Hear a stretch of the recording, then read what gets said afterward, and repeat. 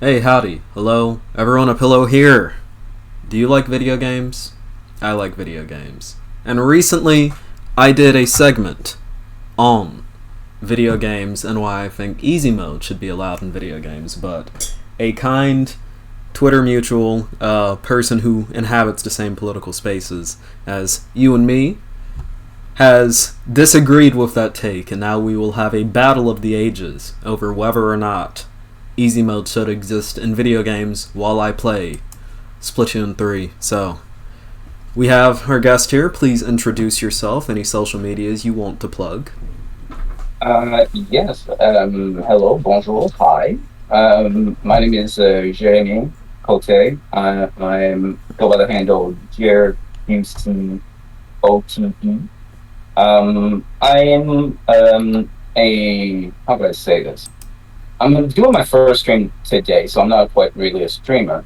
But I am a politically active member of Quebec, which is a left-wing coalition party in Quebec fighting for pretty much all of the things that the left fights for, but also for Quebec independence and indigenous autonomy. Um, and I've been very active in the online politics sphere for years now. Like April earlier in the stream, we were talking about how like were 12 when this Twitch came out, and you just graduated high school, right? Yeah. When I had just graduated high school, Gamergate was about to happen, Ooh. and I was in it. Like I was a Gamergate. So that's like I've had an interesting political history, not so dissimilar to a friend of the stream, Xander Hall. Oh, me So too. yeah, and I'm a big gamer, which is why I'm discriminated against, and that's why I'm also here to defend the sanctity of video game. Indeed. So, uh, I guess I could say on my history, at least with the whole Gamergate shit, I was at like the tail end of it. Instead of being full Gamergater, I had a Ben Shapiro phase, which was not something I'm proud of. But you know what? I've grown past it. I've become better. Um, I've healed. I was in a weird place where I was a Gamergator who watched TYT. That's quite interesting. But Yeah. I mean, I guess if it was like modern day TYT, then it would kind of make sense. But Yeah, past like TYT, I was a Bernie bro who, after Bernie lost the primaries, immediately went for Trump. That's oh my god, I was a male Sean head. oh lord. Oh Well, no. you know what? We all make mistakes in the past. Um, and I do believe that you have made a mistake challenging the notion that easy mode should be allowed in video games. Oh Indeed. well, I think that it's not necessarily that easy mode should be allowed in video games. That I disagree with. It's rather that the mode that like easy. Wait, let me rephrase that. It's not the fact that easier metrics to make games more accessible to new players that I have something against is the fact that it's built into separate mode. And also, I disagree with your arguments in terms of accessibility. I All think right. that it's rather short-sighted, and it's something that was really brought upon it. Plus, all of the Dark Souls should have an easy mode discourse. All right. Well, we can certainly start on one of those topics. It's up to you, really. Right. So I'm a bit familiar with how video games are developed because I used to work for a company that was involved in video game development, but more specifically in QA. And I have to say that the structure of game development makes easy and hard mode really difficult to implement well because the base version of the game will be the means in which the game is developed by default. It's supposed to be the standard experience, and if that one is supposed to be just widely accessible to its target audience right from the jump. All right. So an easy mode would most likely be for people who are outside of the targeted audience, but who developed an interest, right? So I think that essentially when games have such wide appeal that they end up going outside of their target audience, the best thing to do is to have a comprehensive and mostly, especially very engaging tutorial so that people can get into all of the mechanics, even though the game can be complex. The huge example that I would use for that is Devil May Cry. Devil May Cry is a really complex game that it has an incredible amount of different mechanics, all centered around the combat. It is essentially the father of the character action game upon which God of War was built, upon which God Hand was built, upon which Bayonetta was built. Just it was revolutionary and it created a genre. All right. But Devil May Cry, while it has an easy mode, doesn't just doesn't just give it access to you immediately. It waits for you to die a couple times. And Yeah. then it goes, hey, easy mode is now accessible. And mostly, it has a training room where you can just import any dummy character that you want to bash on for you to just train your moves and get better. All I right. think those kinds of modes are best to get the audience acclimated to mechanics that they would be otherwise unfamiliar with. Um, but mainly when it comes to easy mode, I think that there's a whole stigma already based around it, where because the normal mode is the base experience, people look down upon people who use easy mode. And that's the whole stigma that you talked about in your video. Yeah. And obviously, I disagree with the stigma. I think that people should be able to enjoy their games however they want.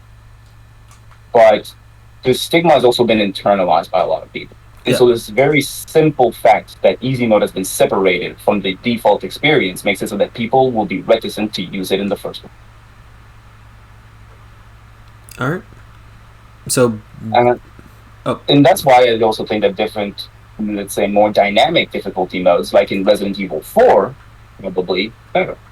The game will adjust its difficulty without telling you so as to make itself more pleasurable and more accessible. Okay. So it seems like, and of course, correct me if I'm wrong. It seems like what you would prefer is just better access to training resources in games to actually, I guess, get better at the games, and also maybe a more And have dynamic. the default experience be more dynamic in its response to player input and players, let's say, players' engagement with the game environment. Okay. That's certainly interesting.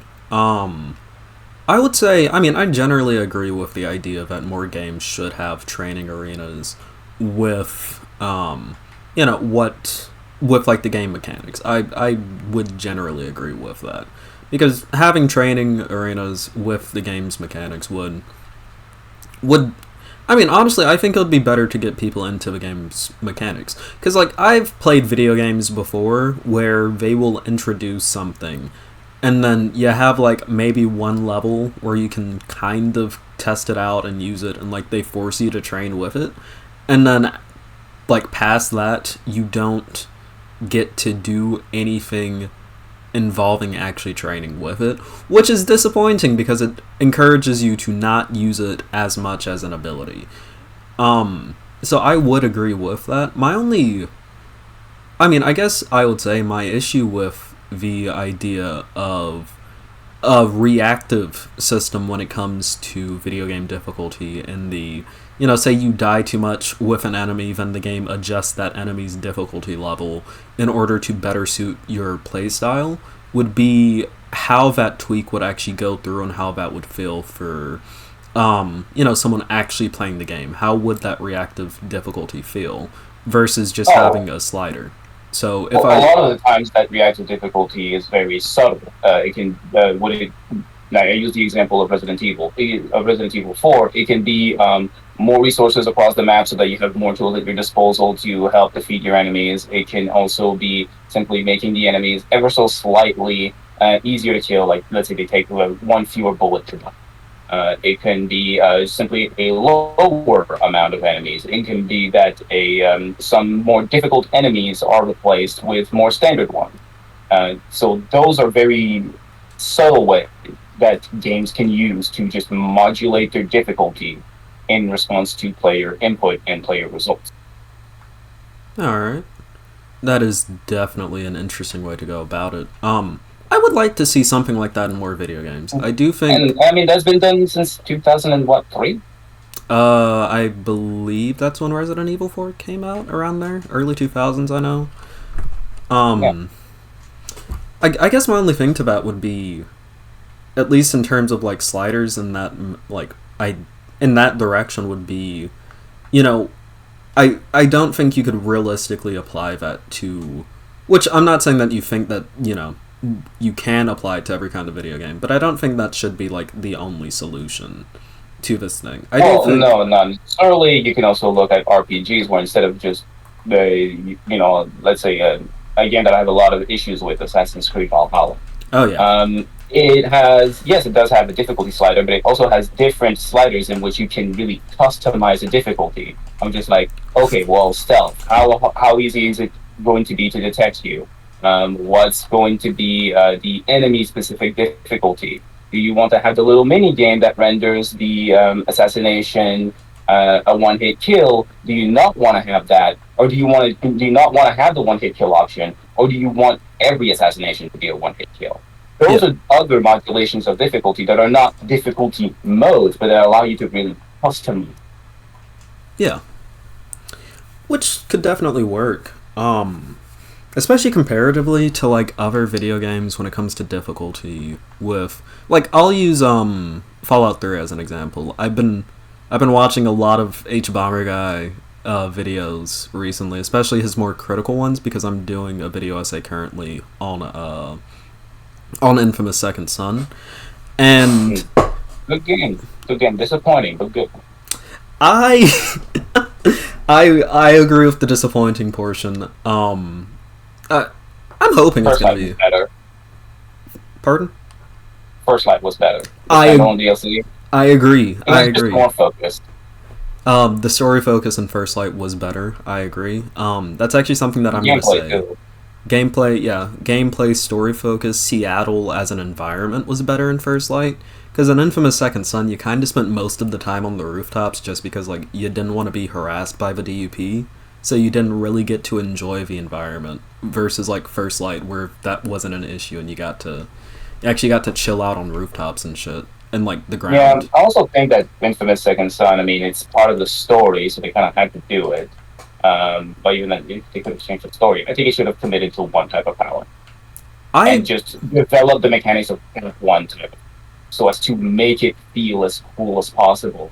Whereas now, people just kind of gravitated to what was more useful for one specific thing, and then they would just switch in between just to do like, let's say, like for traversal, everyone would either do video or neon, yeah. and that was really disappointing because it's just like I like smoke. I like how smoke feels in combat. I want to keep the smoke. I like the idea of like tunneling through a vent to pop into the to pop on top of a rooftop and then using the exhaust of that vent to propel myself upwards. I Yeah. love that idea. I love being able to phase through a chain through a fence. I like the how could I say, the ephemeral nature of smoke, where you can just dilute yourself and become less tangible. And then I could have even become how can I say, a defensive mechanic. I would just like, you could phase and simply for a limited amount of time, bullets just wouldn't hit you; they would go through you. Yeah. I did That think. would have been a mechanic that could have been implemented in spell, but they didn't think of it because they were dispersed among too many different types of powers. And so all of them felt pretty shallow in comparison to what electricity felt like in Infamous 1 and 2. Yeah. And electricity also had like in Infamous 2, do you remember the section, like the flooded section? Mm-hmm. That was so dynamic with Cole's electricity powers, I felt. Yeah, because now like the entirety of the environment was just a platforming puzzle because you couldn't just fall into the water because the water would have hurt you, if not immediately kill you. It Yeah, was way more engaging because now it's just, oh, the environment which used to be my playground is now really dangerous to me, and I have to watch my step. yeah. And then you could also, It was like Polite Town for Infamous. yeah, it was really cool. And then on top of that, you could also use the water in Flood Town as like an offensive measure against your enemies. Like if you had a bunch of enemies standing near the water, you could just blast the water, and then that would kill them. Yeah, Infamous, so like Infamous Second Son, I feel like they were trying to like do a soft reboot. They didn't really know how to go about it. I think it was also Sony that pressured them so as to have a launch title for the PS4. yeah, So they were rushed. They kind of struggled during the creative phase of the development. I also think it was really disappointing to have an indigenous character played by what's his name? Nolan North. No, not Nolan North. The Wait, other fuck. one who's everywhere. It was the other The, big voice he's actor in the video games. yeah. He's the one who played Joel in Last of Us. Yeah. He did Troy Baker. Joel. Yeah, exactly. Troy Baker. Like you're getting the whitest of white guys to play an indigenous character. Come Yeah. on. I felt too that the thing about like Delson being indigenous is that the tribe that he was a part of doesn't even like exist. Yeah, it doesn't even really exist. It's not really that much of a dynamic part of the game. It's kind of just like it's like the whole tribe is a damsel in distress. Yeah. And then on top of that, I felt the most egregious part of the game was that I like how this was originally going to be a debate, and now I'm just now we're talking about Infamous, That which was I'm just fine with. ranting about yeah. Yeah. We can bring it back to the debate if you want. We can focus on the discussion. Oh no, I'm I just love talking about Infamous. I mean, again, making a whole video essay on it. But I will say one of the things too that I felt with at least the characterization in the game was that compared to Infamous 1 and 2, where Cole's characterization and the villain's characterization, they set them up to be like foils for each other, Delson and Augustine were not good character foils at all for each other. They barely interact. Yeah, they barely interact. Augustine has like some good ideas behind her where she thinks that she's a hero helping other conduits when in all actuality Big like hero complex. yeah.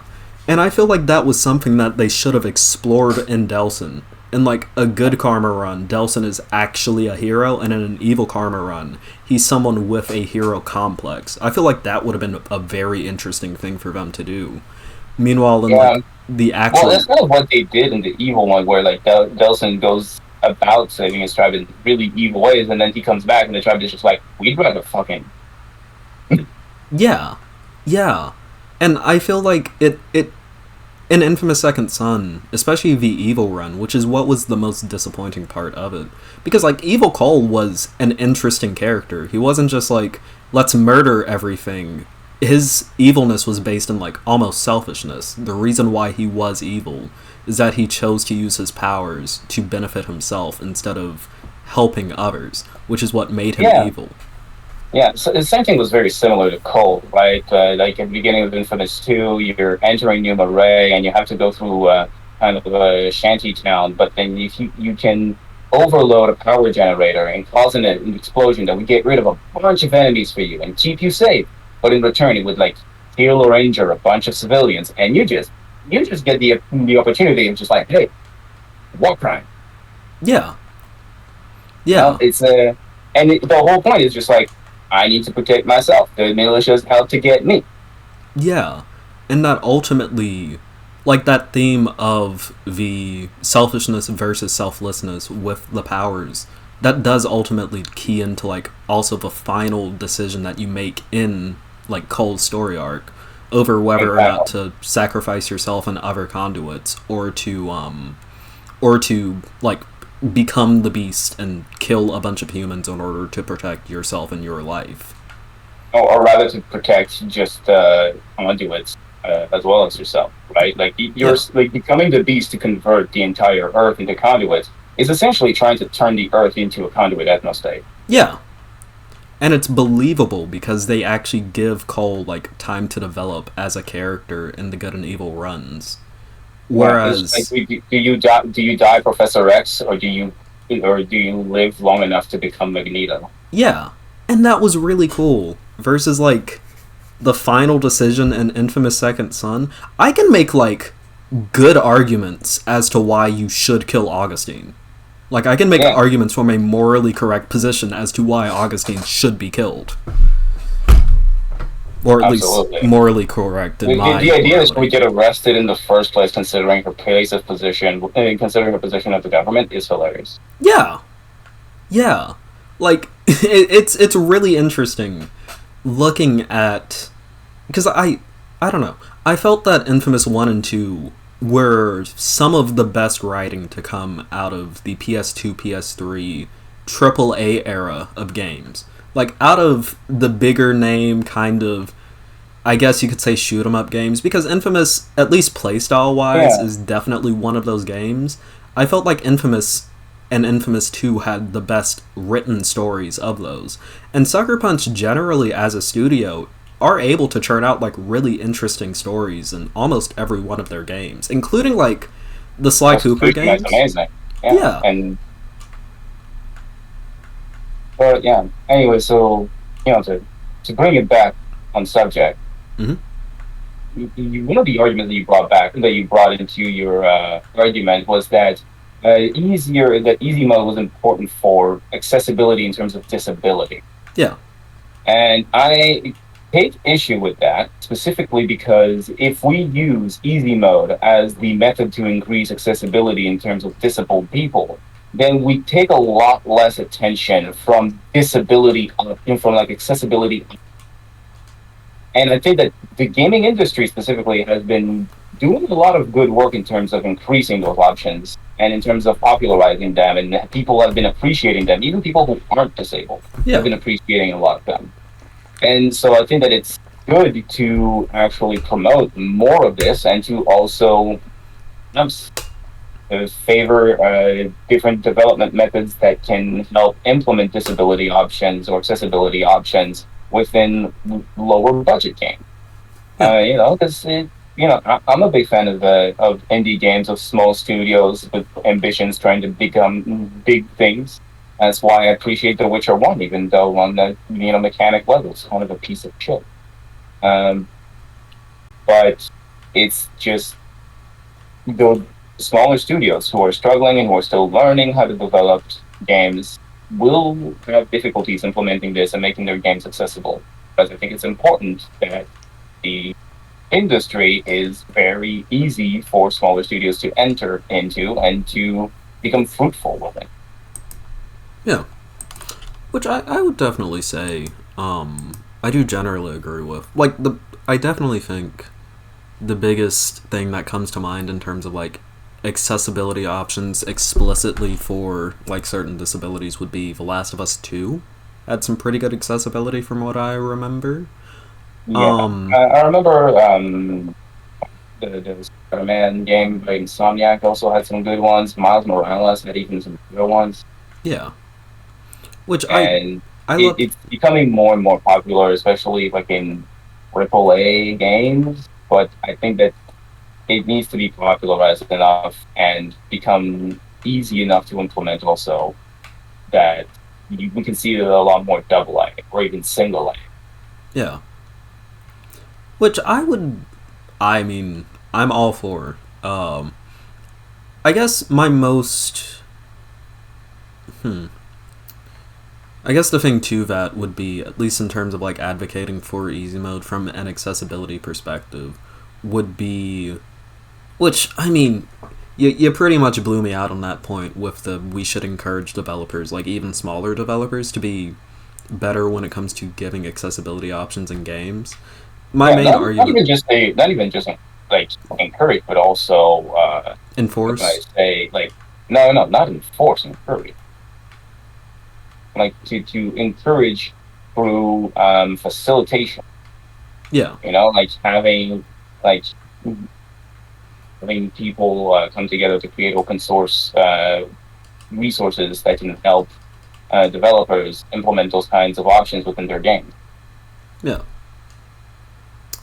I I think that would be good. Yeah, a more community based effort to provide accessibility in games, that would be significantly beneficial in terms of accessibility. I guess, and again, like the implementation, at least in terms of accessibility options, shouldn't be as difficult as it would be for like a more fine-tuned, like the video game reacts to your abilities in the game tweak setting, like whether or not you get killed a lot by an enemy, and then they adjust the difficulty of that enemy kind of deal that we were talking about earlier. The difficulties of implementing those different mechanics can vary a lot. It also depends on the kind of game that you're developing, so it's good to give different options as to how to make your game more accessible.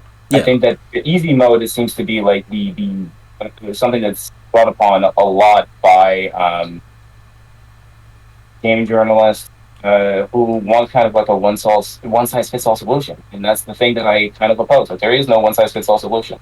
I think that we should encourage actually a variety of tactics into how to make the games easier to play. I also think that we need to make more a variety of devices and controller types that are more accessible and more comfortable for people with finer hand movements issues, or even with joint pains.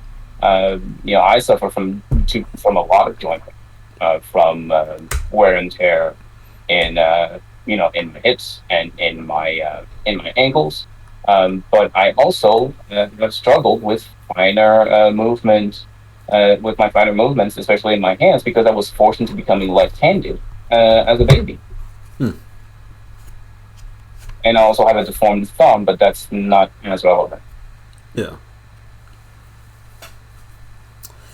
So it's, and I think that those are the kinds of things that we should do. There's also,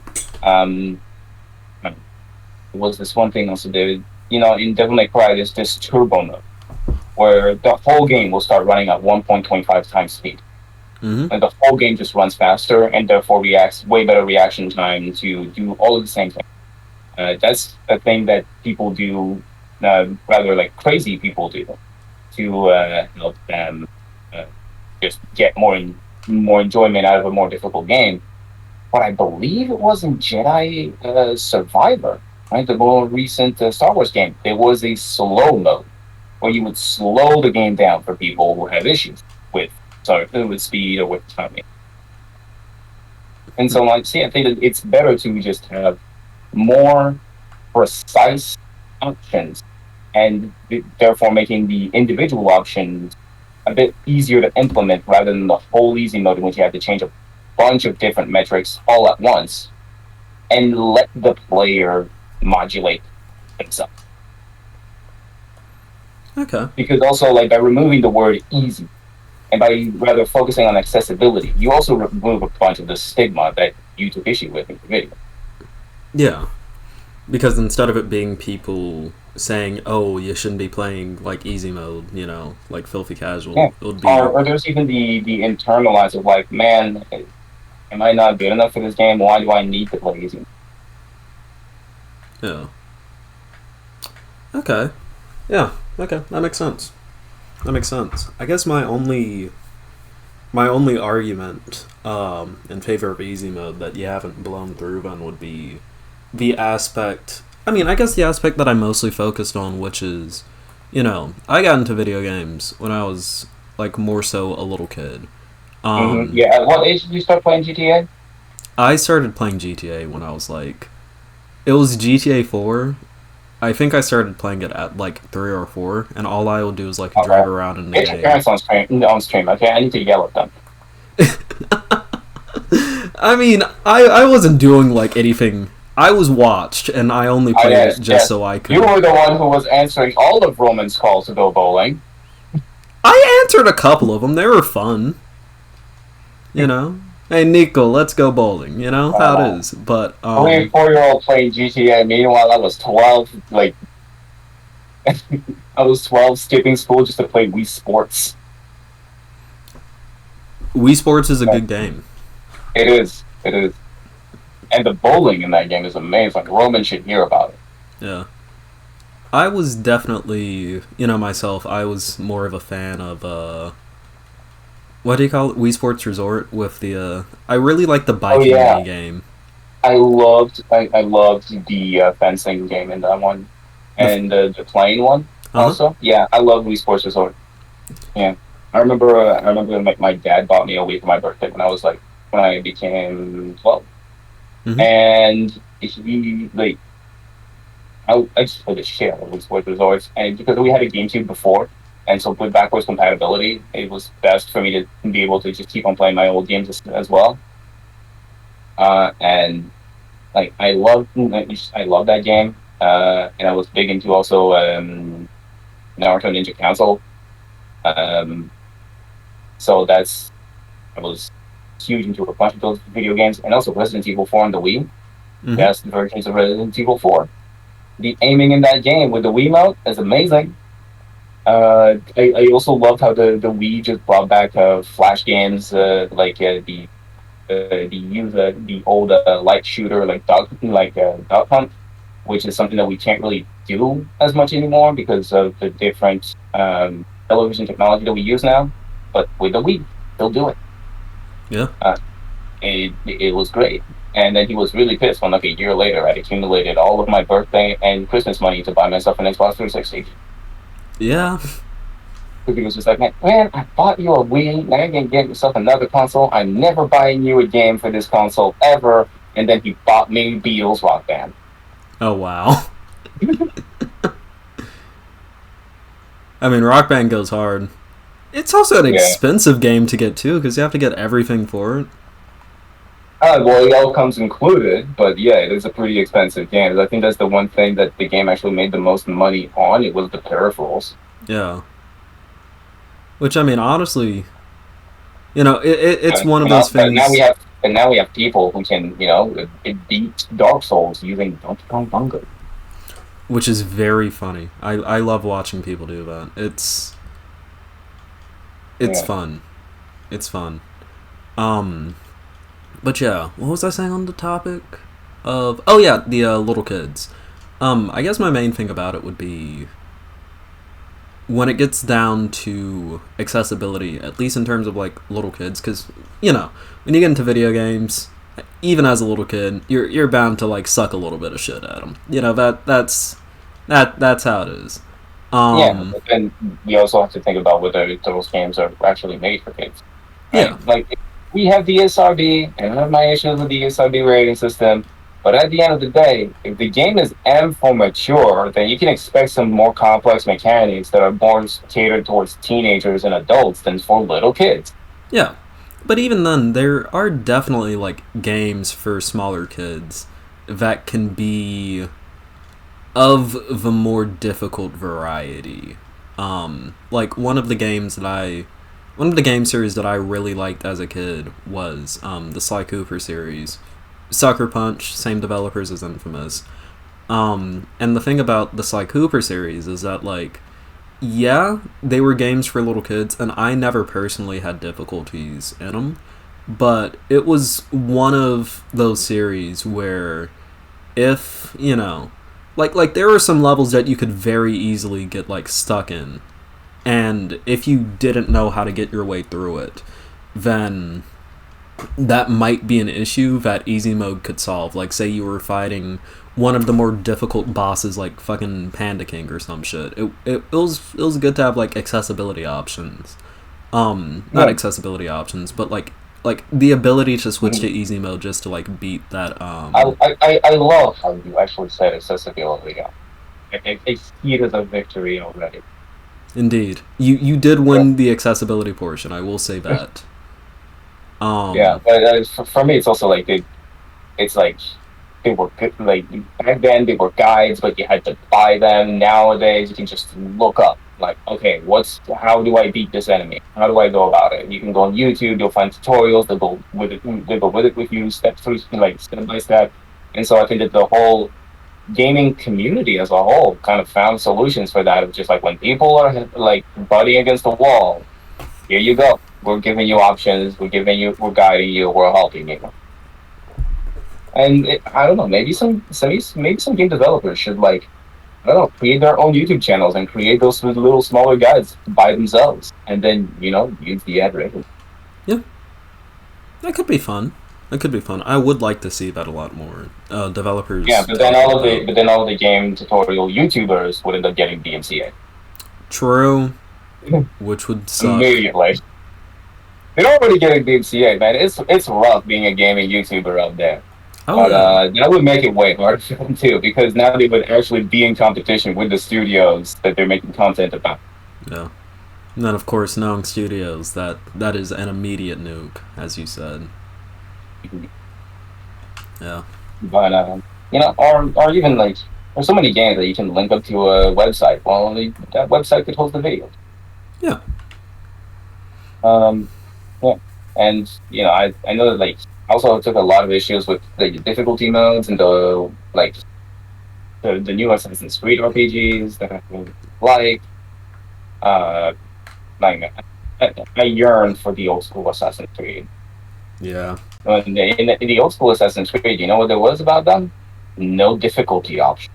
True, but even then, old school Assassin's Creed, I felt those games were actually a little bit on the easier side, if I'm being honest. Yeah, the games themselves were very casual, but in terms of like if you wanted to do the parkour, okay, well you hold right trigger plus A, and then you can line up whatever mostly whatever the hell you want. But then if you wanted to get good at the parkour, oh, now you had just movement options, liberties that you could just was easy to use.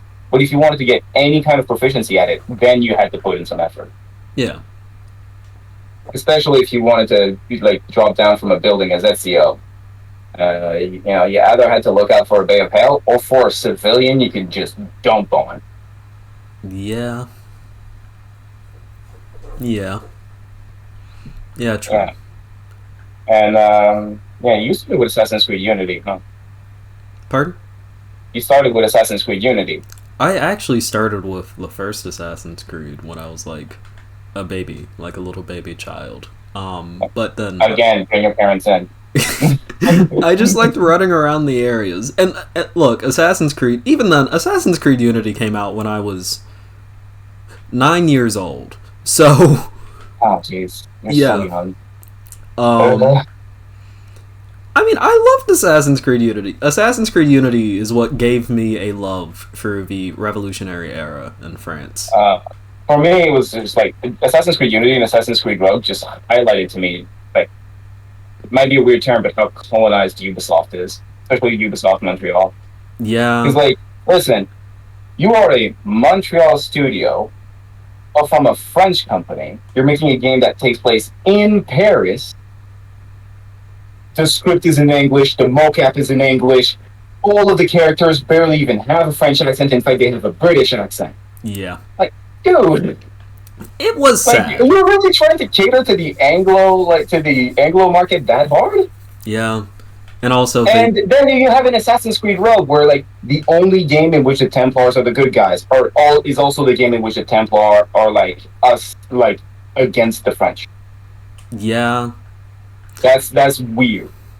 That's weird, especially when like the Templars were freaking invaders and were also like manipulating indigenous politics so as to make themselves allies, so as to fight on their behalf and use as cannon fodder. Which the French were also doing, but the French had been building up relations with indigenous people the French settlers had been building up relationships with indigenous nations for a while because the mainland had neglected the colony, and so the settlers had to rely upon the relations they could build at all for help, which created a huge amount of exchange between indigenous nations and French settlers out of pure necessity. Yeah. And economic and military interdependence between their allies. Not that the French settlers treated the indigenous nations equals in any way, shape, or form, but it made it so that the French settlers couldn't even afford to be nearly as abusive as the British Empire was. Yeah, because they were a lot more tied to indigenous people as a means of survival. Yeah, and it created a lot of exchange, which ended up, creating the Métis people, who are a people who are pretty distinct from indigenous people and from, from French Canadians, because they were made out of a mix of the two. Yeah. Right? It's just that whole cultural exchange, and then the Louisiana rebellions in Manitoba. It was there's like a whole demonstration in the exchanges that took place. They were even like the French mainland looked down upon the French settlers and of New France because they were too close to indigenous people. They were like, "Why are you turning into savages? Yeah. Like, why are you fraternizing with these beasts?" Yeah. It was really freaking weird. And to this day, France just keeps on looking down upon French Canadians, specifically, like really out of classism and racism. Yeah. Which is really unfortunate too, because Yeah, like France being racist is nothing new. oh no, no, not at all. They're like professional fucking racists. It's insane. But I don't know, because of course you are more plugged into the dynamics between Quebec and France than I am, as you know, a filthy It's American. it's it's frustrating because of like a lot of Quebec like nationalists who like want to be buddy buddy with France. I'm like, dude, these motherfuckers abandoned us on the battlefield, treated us like shit while they governed us, and then they just let us get abused for generations while doing nothing about it. But now, just because one guy showed up and said "Vive le Québec libre" while visiting Montreal, all of a sudden we want to suck their dicks. Yeah. Yeah. Which, oh god, that actually, and like, correct me if I'm wrong, and I know we've had this conversation kind of in private before, but that almost reminds me of like racial dynamics between. Oh shit! I just got killed in a game. Um, I'm sorry, I saw my life flash before my eyes. But Yeah. The racial dynamics of like French Catholics versus the Anglo-Saxon WASP. yeah. Well, I wasn't even gonna say Yeah, that, like it's like but white. Like the thing, like whiteness is really determined. It's like really a system of hierarchy that's established by the dominant group, and because like the WASPs were dominant, and they really established their dominance and denigrated anyone who even merely from it. That's why the KKK played such a huge part in Canadian history in like the 1800s and the early 1900s. They were just heavily mobilized against French Canadians, against the French language, against the Irish and the Italians. Like it was horrible, and the same thing happened in the American Northeast. Like in Maine, the main target, like the primary target of the KKK in Maine was French Canadian. mm, It was like, yeah, it shows that it highlights that among ethno supremacists, as soon as there's like a lack of visible minorities, they just suddenly start finding certain white people a whole lot less white. yeah, that's even something that happened to Cajuns in Well, I Louisiana. mean, the Cajuns were French Canadians that were forcibly deported by the English Empire during the 7 Years' Wars. They came from Acadia, right, from Atlantic Canada. They were forcibly deported after they refused to swear fealty to the king, and like that, like by forcibly deported, I mean like they tried to gather up all the men, which means like boys 13 years old and up, into a church to for peace talks, and then that was actually a trap, and they were planning on massacring all of them. But many of them just didn't go, and then it led to a lot of rebellions. But meanwhile, like women and children were forcibly deported by the tens of thousands. Half of them died at sea. A lot of them ended up finding themselves in the 13 colonies where they were like heavily rejected. Then they progressively migrated towards Louisiana just to have one place where they could settle, and that's how the Cajuns Yeah, and the even Cajuns and then the Cajuns developed a much more unique identity because there was a lot of Haitian migration during the 18 and 1900s, and obviously they were Catholics, they were French speaking or Creole speaking, they were both being heavily discriminated against.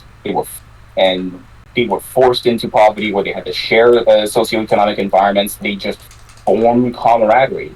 And same thing with indigenous people in Louisiana. They were all kind of forced into the same social environment and became much more cohesive people. That's how Cajun food really developed. yeah, and now they don't like.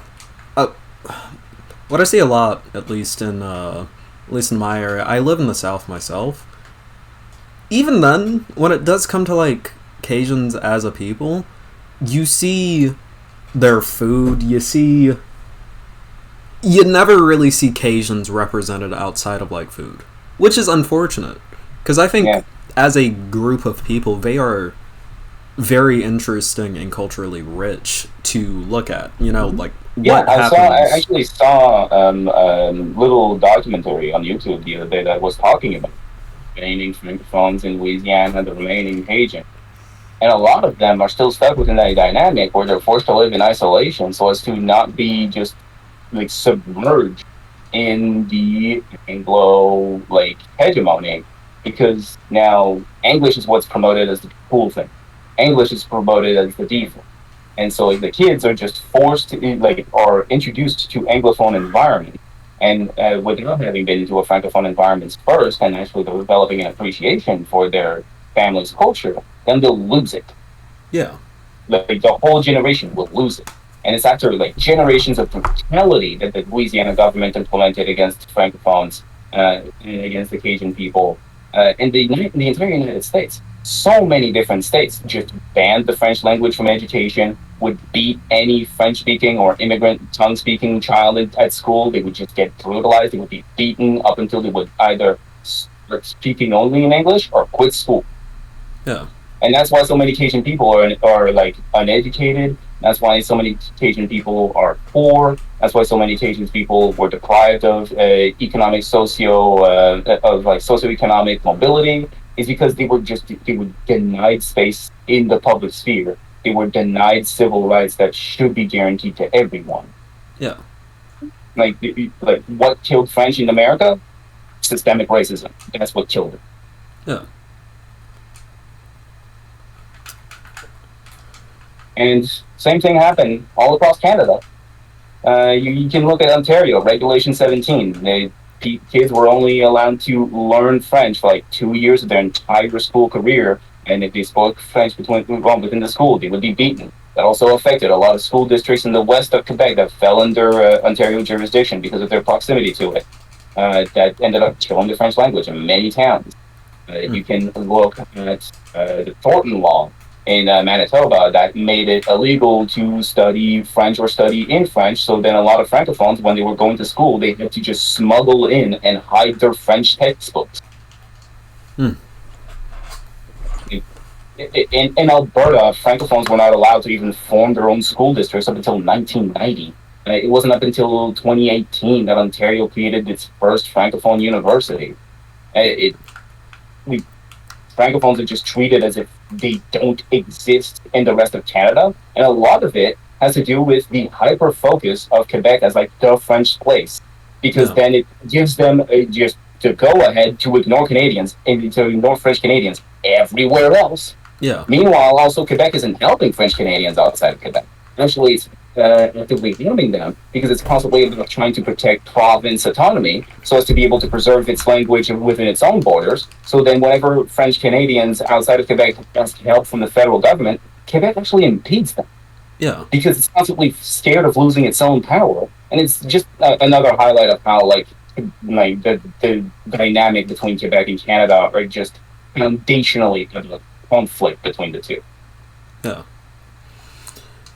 Which is unfortunate, and I mean, I guess now that we're on this topic, yeah, now that we're about this topic, let's talk about how JJ McCullough is a fucking racist. Yeah, because I have seen that a lot in his videos. He wrote an entire article about how French Canadians and Indigenous people were taking too much attention and detracting from black issues. Yeah, which is what I definitely see a lot with JJ McCullough, that he is very, very, very big. Let me rephrase that because that was going to be a word. He's a francophobe. Yeah. He's a francophobe and he's a racist against Indigenous people. Yeah, definitely. Yeah. Like, he absolutely rails against Quebec to extents that it's obsessive. It's weird. No. The weird thing is, like, he's a prime example of it, but this is standard. This is Canada. Like, this is the first stream in which I could be openly Quebecois and not get shit for it. Yeah. In my entire time online. Like just last week, I was called an inbred fraud by somebody that I'm otherwise friendly with, and it was just the blue, just no reason. it's like this is like America and Canada were built upon white supremacy, and because the French were not considered white within the time that those two countries were founded, it created a whole lot of social biases that created like heavily Francophobic sentiments in both countries, and those were never reconciled. Those are barely even acknowledged, Yeah. and that caused a lot of damage all throughout both countries' histories. And that history not only is barely even acknowledged, is barely even reconciled with, it is barely even known by its own people. Hmm. Like, do you know why Quebec is a have-not province according to the equalization payments methods of Canada? It's because when we implemented the Law 101, which was supposed to like reinforce the French education and the French position within the workplace, so as to assure that French Canadians wouldn't be discriminated in the workplace within Quebec again, because they used to be, then all of the big banks just moved, just huge amount of capital flight out of protest. Jeez. That's why. That's the reason. Like, RBC used to have its head office in Montreal. Mm-hmm. Bank of Montreal used to have its head office in Montreal. It doesn't anymore. You know, TD, Scotiabank, all of the big banks used to be in Montreal because Montreal used to be like the metropolis of Canada. And it's because of that capital flight that really Toronto ended up overtaking it. Mm. Yeah, because I have read up a lot on, well, not necessarily like Montreal, but I've read up a lot on Toronto, and it does seem like the growth of Toronto has happened in like my parents' lifetime. Like it is a very recent thing. Yeah, it happened like from 1970s to today. Yeah, like it's not really as organic a growth of a city as something like say New York City, how New York City grew. It's very much so like it was growing not necessarily rapidly, but like kind of like an average city, and then at some point it just like exploded for no discernible reason. And I'm guessing there was also a lot of population flight from Anglophones who were very resentful towards Quebec for implementing those laws and who decided to move. Which, like, hey, if people who are descendants of colonialist rules and who took for granted the power that colonialist rules granted them, feel resentful when it is put into question and therefore decide to leave, cool. You have the liberty to leave. Do so. Yeah. Like, no one's forcing you to leave, but if you feel like you want to, no one's stopping you. Yeah. Which does suck to see, and I mean, it sucks to see that like the sentiment that I just expressed is expressed in much more radical ways by a bunch of people just like, hey, if you don't want us to reaffirm French in every single space and to deny English in every single space and to deny Anglophone services and to deny Allophone services, then get the fuck out. Yeah. Like, that's not acceptable. It's like, if you want to preserve the abusive power dynamics that used to be, just because it benefited you, and then when that power dynamic doesn't necessarily change, but just switches around so that you're not the power, so that you're no longer in power, yeah, move to where you are in power. If that's what's important to you, yeah, go do that. Yeah. Yeah. But then, when that happened too, like you said, a lot of industries unfortunately ended up moving out as well with them. Yeah, well, they didn't move out with them. Those were two different things that happened in coincidence. But the thing is that, colonizers tend to control industries. And so the colonizers who were resentful, well, a handful of them were the heads of those companies. Yeah. And so they took their company with them, and it was resentful sabotage on their part. And there's been some communication to indicate that Pierre Elliott Trudeau had a hand in that and facilitated it. Hmm. Like Justin Trudeau's dad, the guy who, I know people who were taught by him in university, and the comments he would make about Quebec and its people were, like, he would say, like, why are you trying to bring genius in at people that... Yeah. So he was almost self-hating in a way. Oh, no, not almost. Over. Yeah. Hmm. Like he when the whole question about Quebec independence was brought upon in the 1960s, which is what propelled his rise to fame and power, because he was so overtly opposed to it, and it created kind of Trudeau mania.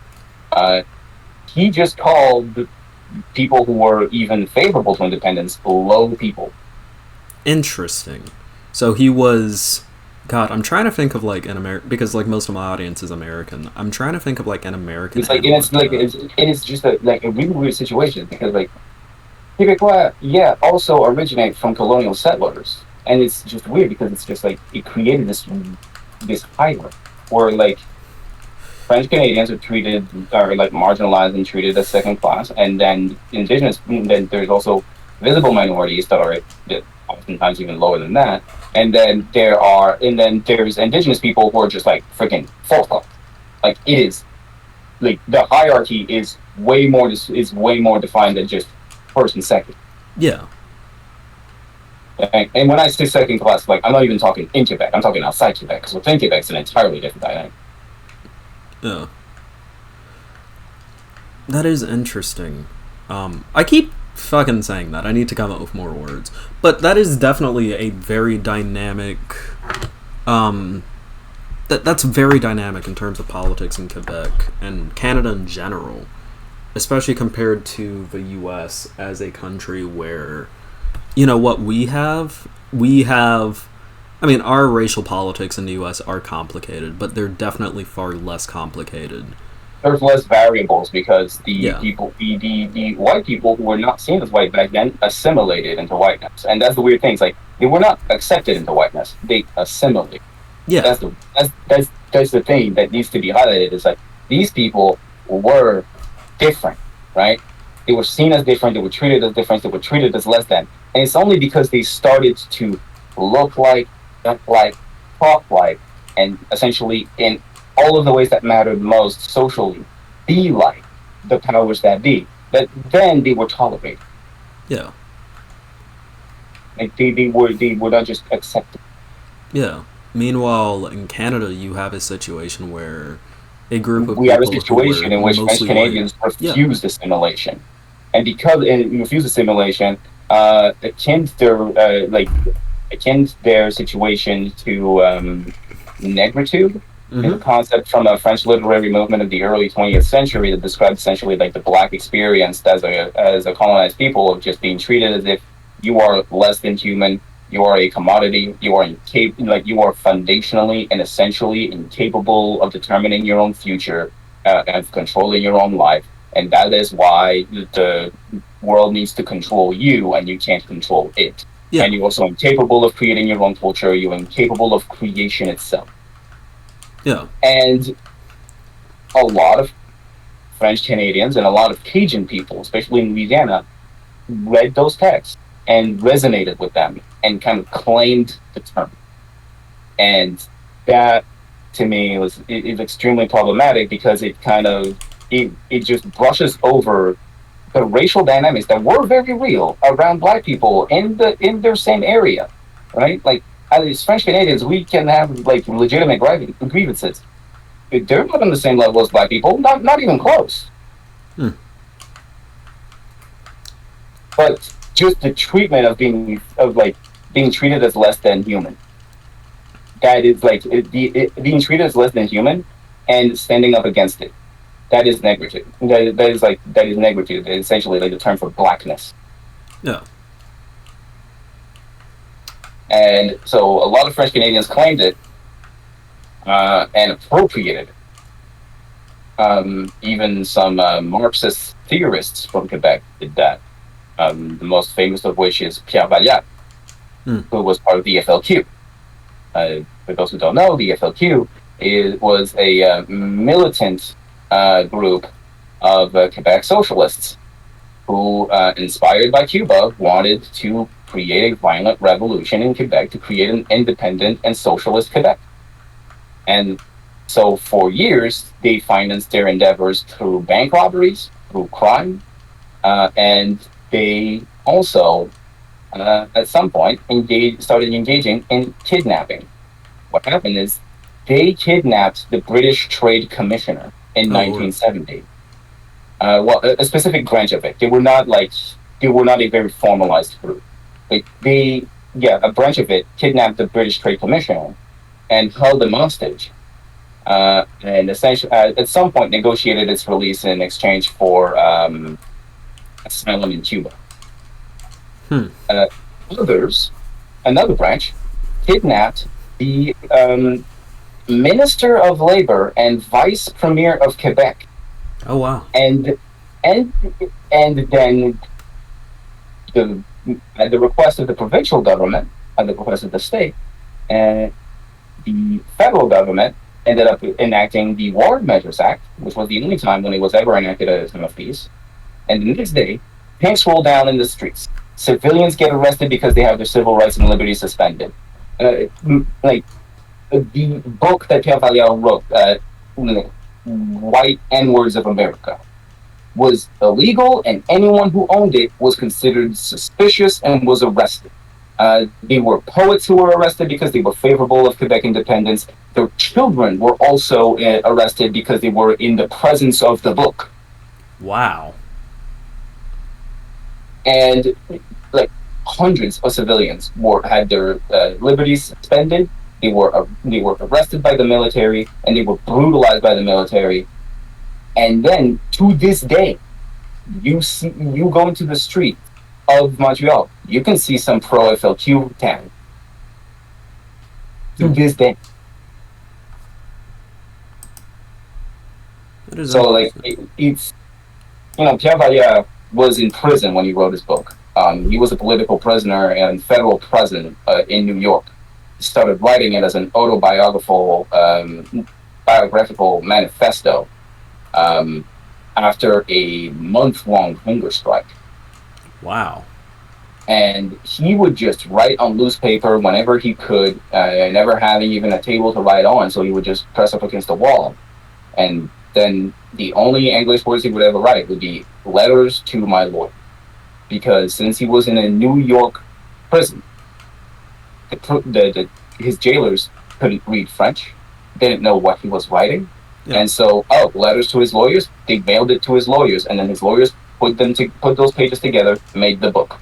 And he wrote other things later on. And he's, turned against violence as a means of achieving revolution. Later on, he even criticized his own work in the 1990s. And he turned into a much more presence in terms of pacific resistance and pacific means of trying to achieve revolution in the 1990s, especially with his support of indigenous people of Kanesatake and Ganawage during the Oka crisis, during which the Quebec government stole indigenous land for a fucking golf course. Why is it always a fucking golf course? Yeah, Jesus. for a fucking golf course. That's what caused the Oka crisis, during which a 14-year-old indigenous young boy was killed, stabbed by a military bayonet. Jeez. Yeah, it highlights how essentially the only times when Quebec and Canada are really aligned in terms of their interest is when it's time to brutalize indigenous people. Yeah. Which is fucked. Yeah, it is. It's fucking horrible. No. And that's there's only a handful of people in both institutions that can have some level of trust and some rapport with indigenous nations in Quebec. There's 11 of them, by the way. Yeah. And some of them are within QS. Quebec Solidaire, the party that I'm a part of. Manuel Massé was extremely vocal about indigenous issues. It was made it really her big issue. A lot of the time when she goes to the National Assembly and she needs to talk to the press to talk about indigenous issues, she won't talk herself. She'll just invite the chiefs of the nations to talk in her stead. And that's good. Yeah. There was the whole thing with Bill 96, a bill that we still want to amend because of a variety of issues. Indigenous nations kept on saying, please don't make it enforceable for us. You're affecting the livelihood of our, you're affecting the educational accessibility of members of our nation to defend yours. We're not going to tell you what kind of laws you can pass. Just don't make it enforceable for us. And Quebec Solidaire was heavily in favor of that amendment. We pushed for it, and The bill still passed without it, but later on it was implemented. That's Later on, good. we got that W. That's good. And that is that is also something too that we could talk on, especially involving because like you are politically active, especially compared to like a lot of people on the fucking online left, Yeah, like I very was at a politically political active. gathering just yesterday. Yeah, I actually have to make some calls today to talk about someone who contacted me, who contacted my political association requesting help.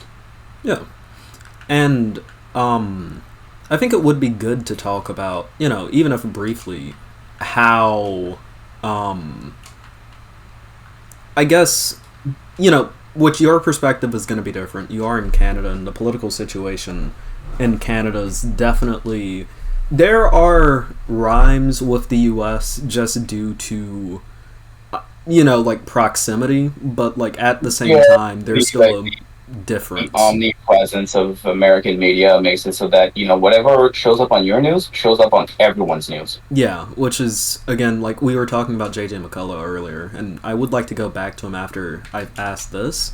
But like JJ McCullough, despite being ostensibly Canadian, all he does is fucking talk about the U.S. for some Well, reason. yeah, he's the Canadian correspondent for the Washington Post, which is really Jesus. weird now because I know people who work at the Washington Post.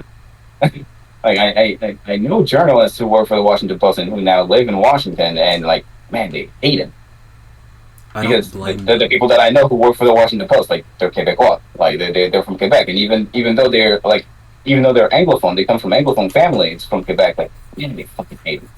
No. Which I mean, if there was a guy who I worked alongside at like a journalistic organization and all he did all day was like simp over the U.S. and complain about like French Canadians, I would also personally really fucking hate that guy. Yeah. It's really funny. Have you ever watched like the collab that he did with a Quebec YouTuber called Thomas Gauthier? It I was have about not. the elections, right? And they both made like a series of videos, and the videos were supposed to like follow up with each other. And man, Thomas had to like call JJ out within their collab about his racism. Wow. Which I'm glad that he got to do because Yeah, which is another it's it, thing. like he did it in like a passive aggressive way so as to not create too much conflict. But man, Yeah. like when you're working with someone from the province that you love to shit on, and you can't even just take a pause. You can't even just like go, okay, yeah, it would be bad form. I should probably not do this right now. No, he still did it. Yeah. Which oh shit. That again. Yeah, it's really weird how like people are about like French speaking people, because then they just refer to them as just French people, and then they like they treat us as if we were equivalent to France, but Mhm. we are not. Yeah. And it's and like I get hating France. I hate France. Like, if there's one thing I will agree with practically anyone on, it is hating France. But like, I'm not French. Like, treat us like we are French. We're French speaking. We originate from French settlers, but we are not French. Yeah. That'd be like calling like the average fucking Well, it'd be wasp like calling American Mexicans British. Spaniard. Yeah. Like it's It'd be like weird. calling it'd be like calling Brazilians like from Portugal, like that they're from Portugal, Yeah. right? It's like enough time has Like, passed for I don't different. show up in Cuba and go, "How do you do, my fellow conquistador?" Oh. Like, Which I mean, considering Cuba, that would probably get you ran out the fucking country for saying some shit like that. yes. And it's just like, I get that you refer to the language that we speak, but it's like, just because we speak the same language and we have like ancestral ties to a nation, it doesn't mean that we're like that associated with. Yeah. Like I speak English, but I'm not a fucking Angloid. You know. No. And it's like, I speak French. I identify as francophone because it is my mother tongue. It is the tongue in which I was raised. It's the one in which I like formed all of my formative memories. It's the one in which I consumed all of the media that affected me and that I'm nostalgic about in my youth.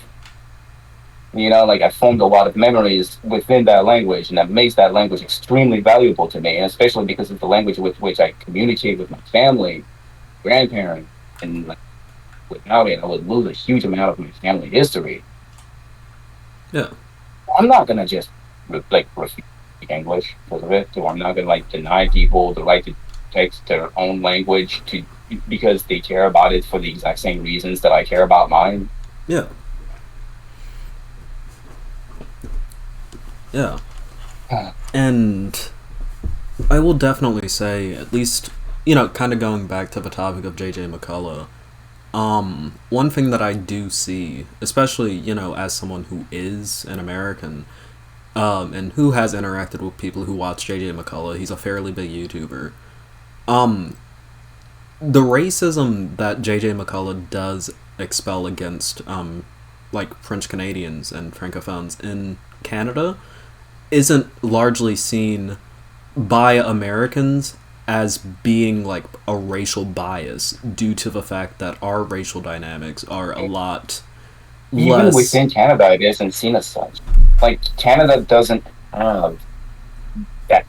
Canada doesn't have that like awareness either. Because what level awareness was within the federal government, and it was like essentially like very token measures, and then provinces responded to that by being more aggressive with their anti-French measures, or just by going like it was awful. Yeah. And like yeah, like Quebec also is like can be pretty authoritarian by imposing French within its businesses. But the reality is like if we were not to impose some level of French, it would entirely be dominated in English Yeah. because of the historical consequences of because of the historical consequences of the denigration and the attacks upon the French language within our territory and within all of Canadian territory, but also just like within North America, and the fact that America, like the imperialists hegemony, always try and promote their language as the default and to impose it. And America, before the British Union, has definitely did a extremely good job at doing this. It was very efficient. Yeah. And now you cannot go anywhere in the world without having some like career limitation for not speaking English. Yeah. Like my father chose to write my name with a Y so that I could remove the accents and make it appear bilingual so that I could stealth as an Anglophone. So that I wouldn't have to suffer from discrimination.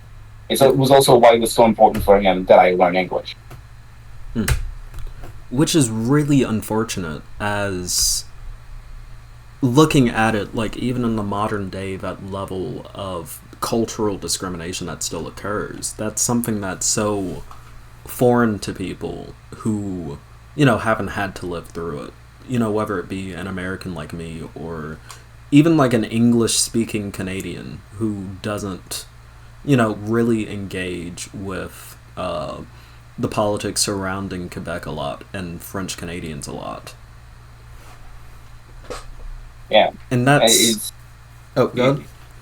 Sorry, it's like it's also an issue. Like, there's a lot of things that like Quebec tries to paint itself as better than it is to its own people, which is why there's a lot of issues that like the media just won't, that the Francophone media just won't report on.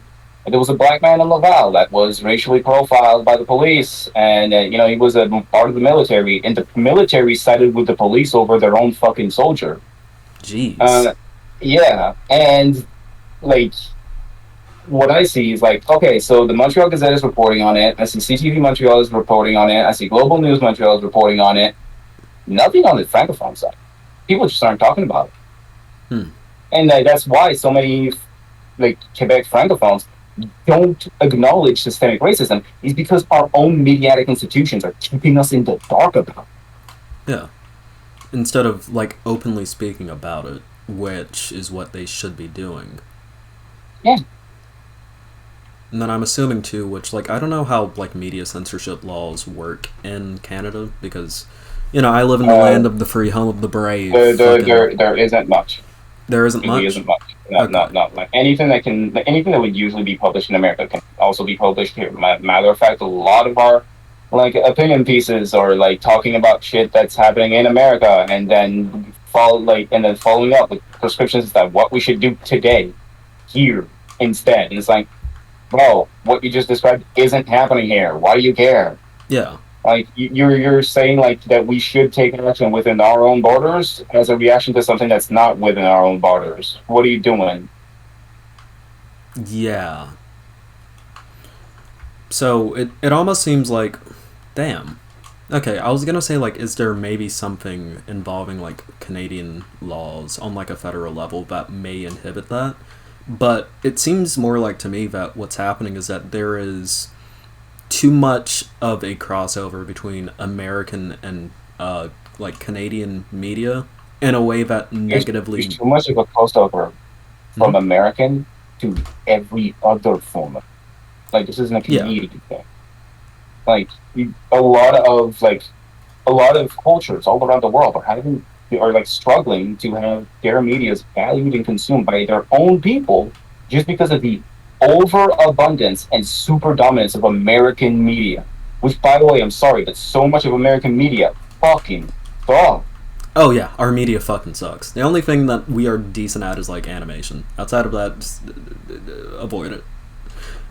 Like, yes, like you go on Netflix in Canada, guess what you're gonna see? Just American shit all over. Even if you go in the Canadian category, guess what? That filters for things that were produced in Canada. And practically anything produced in the US is produced in Canada because of tax benefits in Vancouver, Montreal, and Toronto. Yeah, So, like like, that. I go into the Canadian category, and guess what I see? Marvel. Yeah, which is American as fuck. I actually did read up on that. That like a lot of movies that take place in New York, like a lot of Marvel movies do, are filmed in Toronto, which Yeah, and a is lot of stuff that takes place in Boston is filmed in Montreal, and a lot of stuff that takes place all over the world is filmed in freaking Vancouver. Like Supernatural, 15 seasons, all filmed in Vancouver. Jesus. Smallville, 10 seasons, all filmed in Vancouver. Yeah, as we all know, the most Kansan fucking place, Smallville. Vancouver. Yeah, yeah. You want to be? And, Hey, you want to be in? Like, oh yeah, Arrow, filmed in Vancouver. Practically all the Arrowverse filmed in Vancouver. mm, It's like, hey, you want to be in space? You want to be in SoCal? You want to be in Kansas? You want to be, you want to be you want to be anywhere in the world? Vancouver. yeah. Also, do you want to live in Vancouver? Fuck you.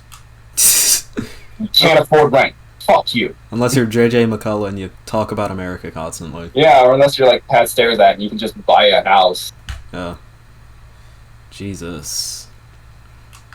But yeah, I'm going back to the thing with JJ McCullough and his America simping and his anti French Canadian rhetoric and racism. It doesn't come off to like a lot of people. Like, not it doesn't come off to, but like I think a lot of people don't realize that that is a Well, they see French Canadians as white, and therefore they're like, oh, well, it's white on white crime. Who cares? Yeah, yeah, and to them it comes less. It comes off less like a deep issue that is rooted in literal centuries of oppression, and instead it just comes off as like it's two languages fighting, or like even or it comes off as like the whole fucking English versus like Or it England. comes off like this traditional English versus French thing, right? Where Yeah, like, yeah, no, but it's really not that because the paradigm is completely different, yeah, and also it's two different people at this point. And there's also the whole thing is like there's not an acknowledgement of the history because the history isn't being taught. That's a whole issue because since you know how like the Canadian federal government imposes uh, like certain amounts of bilingualism in in federal institutions, which is something that J.J. McCullough hates because he sees it as discriminatory against Anglophones because now they have to learn a second language, as if Francophones didn't always have to learn a second language in the first place. yeah, Uh, then, like he like that doesn't apply to provinces, but provinces are the ones who manage education. Therefore, provinces do not teach the history of their own abuses. hmm. Same thing in Quebec about its history of abuse against Indigenous people. Like, obviously. Yeah. So it just ends up being a situation So like, where, Canadians don't know their history. yeah, Like Quebecois don't know their history because it isn't being taught. Because the government is trying to like push an idea of their province or their nation as being all good, as having like overgrown its racism, as being like, ah, no, we're not nearly as bad as we used to be. And then meanwhile, there's a whole other form of discrimination that hasn't been addressed. yeah. And it seems increasingly like, especially as more people come to prevalence, like JJ McCullough, it seems like it won't be addressed, and instead the narrative of, I mean, almost like a different narrative. It's almost a narrative that you see involving, and again, But I you know, even see it in, like all over the internet. You see it in the online left, the fucking Xander Paul's done a lot of it, right? Like I know his comments are jokes, but like, have you thought about what motivates your joke? yeah, Thank you for that. Like I've also seen it with Vosh, I've seen it with Dennis, I've seen it with Shark, I've seen it with like every lefty streamer has like, oh, like ironically francophobe, but like not so ironically francophobe audiences, specifically because those biases are just socially never talked about and never addressed, and because the history behind them never talked about, never addressed. yeah. It's almost seen as acceptable because people don't realize that there's like an issue there, like an actual issue there. It's almost like ragging on fucking English people to a lot of people who do make these jokes, and they don't realize necessarily that there is an issue there, and that's something that people like JJ McCullough seem to exploit in order to push their actual discriminatory beliefs. Yeah, but it's like even when there's some measure of like acknowledgement by provinces, it's usually reluctant, and it's usually at least the initiative of other institutions, whereas the actual government, right, the parliament will. I remember like when the Francophone University in Ontario was finally established. It was after freaking years and years of fighting by Francophones. They're just saying like, "Yo, we need one higher education institution for us, just one." Yeah, Because like they represent roughly like what 4% of the entire Ontario population, and meanwhile, like in Canada, Anglophones represent 8% of the overall population. But Anglophones in Canada have never struggled having higher education institutions. They've always had them, yeah, and they still have them, and they have more than any other linguistic minority in any other province. Specifically because the power dynamic of Anglophones, like being in control for so many generations, creating all of these institutions, and now those institutions are well established. They are well protected, and a lot of them even receive way more funding than the francophone institutions, even by the provincial level. Like McGill University is receiving like is receiving what $28,000 from the provincial government per student. Jesus, Meanwhile, UQAM, the University of Quebec in Montreal, is receiving like maybe like $400 per student, wow, and that's because McGill is a big research, uh, university, and they're funding the research. But that's because research as an industry has entirely become Anglophone because the international language is Anglophone, and the research industry is centered around cooperation. So everyone just does the same language. But so that makes it so that francophone institutions are heavily disfavored in being able to even introduce themselves to the industry. damn, shit, Yeah, so it's a bunch of like generations of discrimination, of marginalization, creating market forces that now reinforce the consequences of that discrimination and marginalization. yeah. And then no one wants to do anything about it because No, because this, hey man, it's a free market, man. It's people will do whatever they do. Let the people decide. Don't acknowledge all of the government action that ended up creating this. yeah. And then what it ends up seeming like is, I mean, what ends up happening too is that it isn't taken as seriously because it's like a lot of people don't No, it'll realize just that be it seen is as like discrimination. whining, but like it's a legitimate grievance, Yeah, right? because I mean, French Canadians are like, as a group of people who deserve to be protected just as any people deserve to be protected. You know, Yeah, and yeah, I think so. It's like, I think that it's not it's like it's about autonomy. Like groups of people, like every group of people within the the territory that they inhabit should have like control over their life so that they can have enough control over their life that they can feel like they become fruitful and not be discriminated. yeah, Like all groups of people. yeah, And that's like the whole discussion that was about like I'm going to bring up old drama, but like the whole discussion about Professor Flowers talking about like autonomy, autonomy, autonomy. What's the issue about Professor Flower is that she was arguing for the moral right of using your autonomy to deny others their own. yeah, and that's not something that you can do. Yeah. So it's like this. Yeah, that's the big issue with JJ McCullough. Like he represents an extreme version of a lot of Canadian sentiment. Um, it's not necessarily as bad in some provinces than others. Like in New Brunswick, it's better because it's officially bilingual because of the Acadian population. Same thing with relatively the rest of Atlantic Canada. But in specifically Saskatchewan and Manitoba, it is bad. Mm. Like same thing in Alberta. Like yeah, Jeez. yeah, and like yeah, and like Lucky Otter in chat is right. It's not even just a French thing. It's just like anyone who doesn't speak English now. Yeah. That's even something that we see in the U.S., which the largest population of people in the U.S. who don't speak English are Spanish speakers. But, like, a lot of Spanish speakers are fucked out of positions just due to the fact that they speak Spanish. Like, you could be perfectly fluent in English. The fact that you may even have, like, an accent could instantly just put you out of a job due to discrimination, even if you are perfectly fluent in English. Yeah, well, it's like the same thing. It's like those discrimination statistics in Canada are like when it comes to name. It's like it's not even if you have a white name; it's if you have an English name. Yeah. Yeah, and then in Quebec, it's if you have a French name. So it's like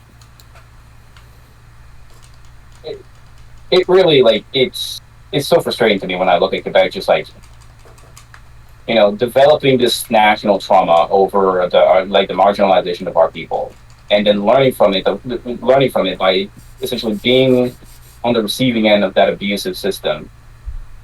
Learning from it, we need to be the powerful one. Not the system needs to change. No, we need to be in the higher position, right? And that's why Quebec is also like just all participated in the marginalization and the brutalization of Indigenous people because it was a way for them to essentially akin themselves to whiteness and prevent and obtain power. Yeah. Instead of being relegated to a lower position in society that they don't deserve to be in. Yeah. Okay, the Dark Canuck, I don't necessarily think that is true. I'm pretty sure you can only speak English in Canada and still get a very good job. Most of federal employees in Canada do not speak French.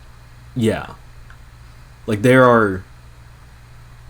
have to be, like, hundreds of, Yeah. like But thousands, that's the thing, if not like if hundreds you of thousands like of government but employees. that's pretty standard. Whenever you go into a space and you start criticizing people's countries, a lot of them, whether they be nationalists or not, will develop a certain form of defensiveness, and that's normal. Like I'm not going to take it against them. It's instinctive.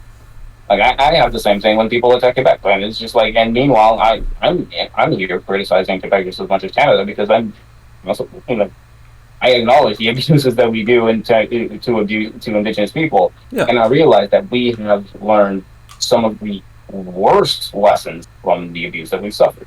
Yeah. Like, you can advocate for your group while also criticizing your group for the shit that they do. Yeah. Exactly. Like, if you really want the best for your nation, then you need to criticize your nation until your nation becomes the best. Yeah.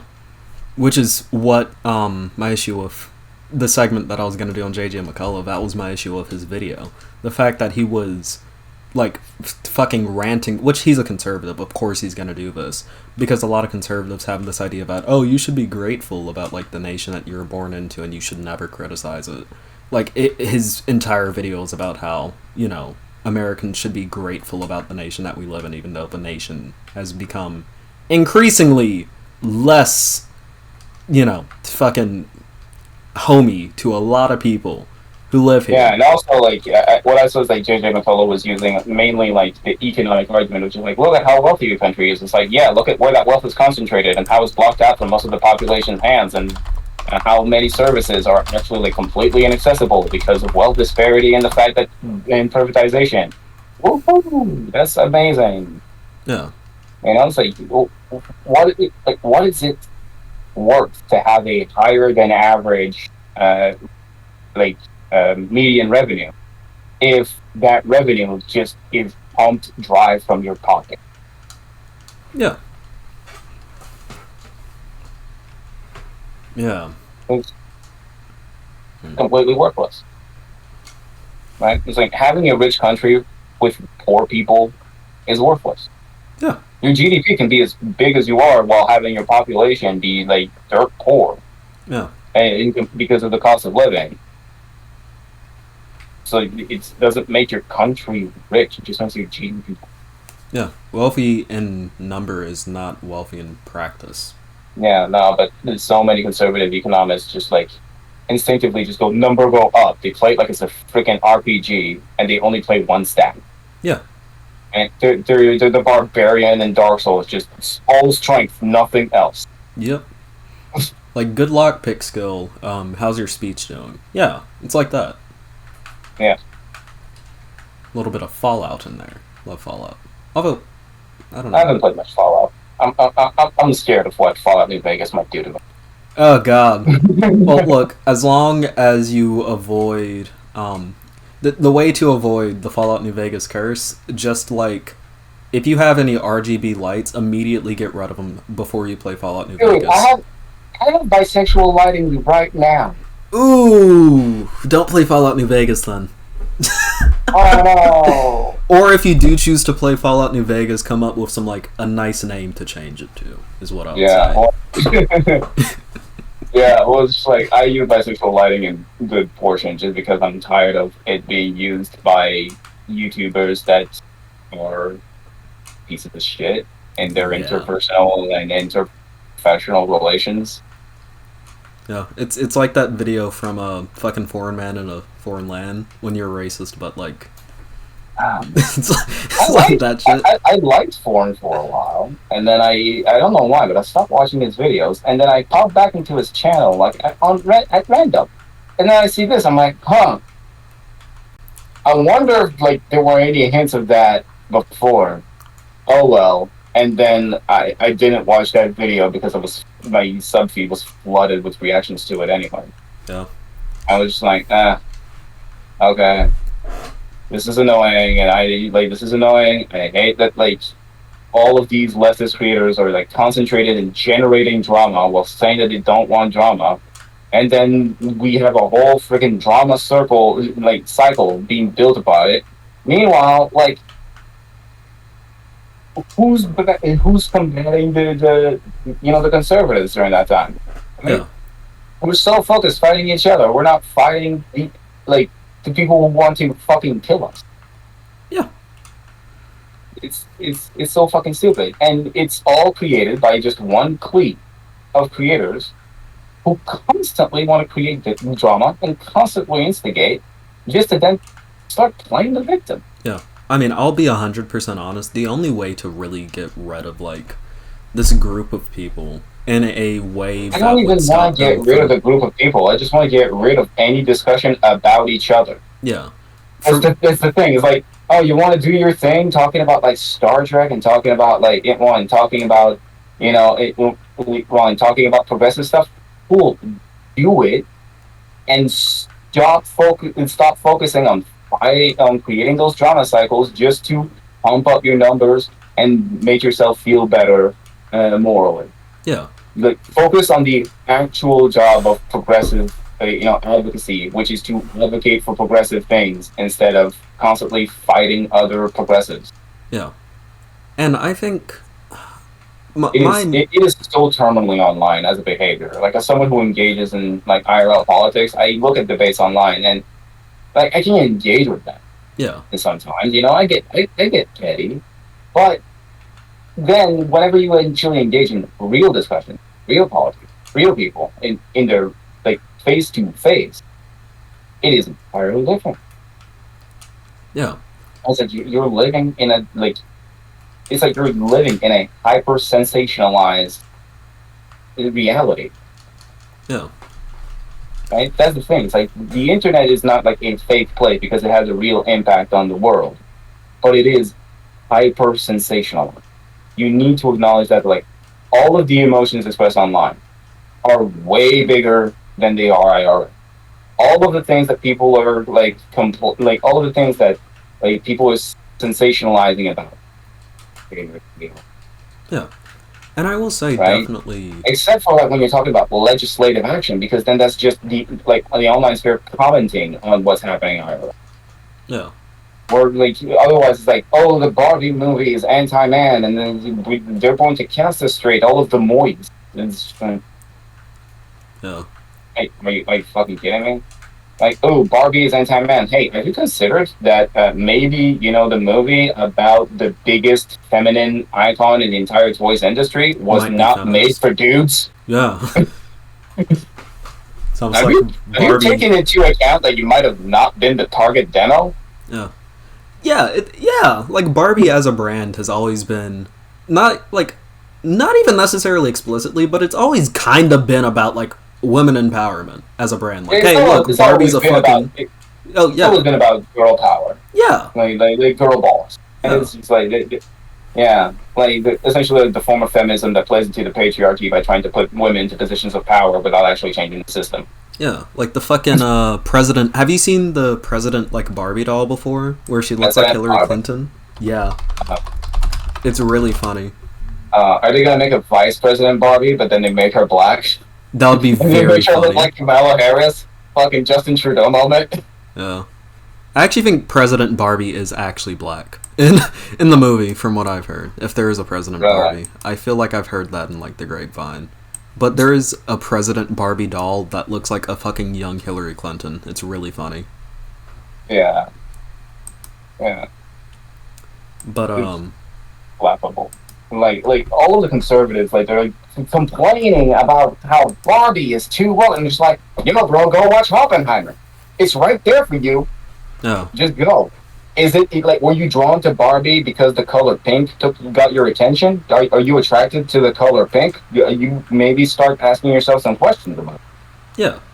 And I think half the reason why conservatives are complaining, like, I'm shocked that I haven't seen people, like, elevating Oppenheimer as some big fucking anti-woke movie versus Barbie. Like, I have not seen that part. If that does exist, which it probably does, I have not seen that be a part of, like, the discourse between the two. I feel like... it's really weird, too, because, I'm talking to my girlfriend, I'm like, I really want to go see Barbie. And part of me is just because I want to own the cons. Like, I want to go, like, yeah. I'm going to watch the movie you hate, just piss you off. And it's just like, do that? And then I go watch clips of like the Ken in the hospital scene. I'm like, oh man, that's fucking funny. I really want to watch this shit. Yeah. That's the thing about it too. Like between the two movies, which I haven't seen Barbie yet. I'm probably not going to see it until like mid-August, just because I'm about to go off to college, and I have a friend who lives like across the state, and they come over here like about 45 minutes away for college, which is unfortunately not a long distance in bumfuck North Carolina. But like when they come up to move into college, they'll be staying for a little while, and we're gonna go see Barbie then. But like the reason why we're choosing Barbie over Oppenheimer is because I have a very fucking queer friend group, so of course Barbie, and B. Oh yeah, well if you have a queer friend group and Dua Lipa is in the OST of a movie, you're gonna watch it. Oh yeah, absolutely. But it's because I have a queer friend group, and also because, like, Barbie as a movie just seems like it's going to be a much more satisfying, much more hilarious. Yeah. It looks like Oppenheimer looks like a big movie about serious things, and then Barbie's just like, lol, fun time. Yeah. And it also isn't suffering from that thing that, like, a movie like the fucking Emoji Movie did, where people were like, this is an obvious cash grab. Like, everyone's looking at Barbie and going, holy shit, this movie looks like it's gonna be the funniest fucking experience ever. Which I'm glad about, because Greta Gerwig is a great director, and I'm glad that she's getting some respect on her name. Like, I was gonna go watch it mainly because, like, I really like Margot Robbie also as an actress. I think she's great. Oh, yeah. And then I heard that Ryan Gosling was in the movie, and I'm like, okay, he's great too. Yeah. And then, yeah, and honestly, I don't look at, like, the writers of movies. I'm not really interested in that as much. I might wait until the... Yeah. Which is fair. I know that the unions aren't calling for a boycott, but it's more just like, I know you're not asking for it, but I kind of want to do it just myself, just for my own conviction. I'm not going to call for anyone to do it with me, but yeah. I don't want to give that money. I don't want to give it. I don't want to give it.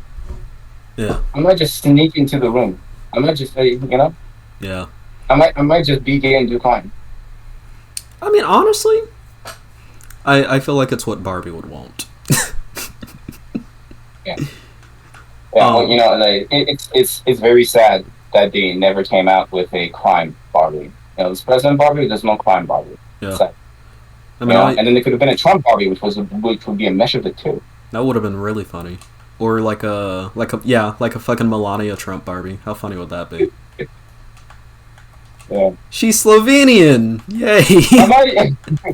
I might just, like, what I might do is, like, I might just get myself, like, a VR headset with 2 different pairs of earbuds and just, like, have one side of the screen play Oppenheimer, or the other side of the screen play Barbie in each lens, and then have an earbud play the Oppenheimer audio, and the other one play the Barbie audio. And I'm just gonna watch them both at the same time. Yeah. That's what I'm gonna do. That would be funny, but it also reminds me of, like, those old fucking... I think it was like a commercial of some kind where it's like a guy sitting in a chair with his fucking eyes being forced open and he's getting blasted like some shit. Wouldn't that be like the Clockwork Orange? Oh yeah, it was Clockwork Orange. Shit. Yeah. Fuck, I'm showing my youth. It's really weird because that's a really influential movie and I've never seen it. Yeah. It's on HBO Max or just Max. I used to. Oh, we don't have Max in Canada. Oh, it's covered by Crave, which is owned by Bell Media. So if you want to have access to Max, then you need to have a Crave subscription. Oh. But it's included. If you subscribe to Crave, then you immediately have Max. Okay. So I guess that isn't so bad. No.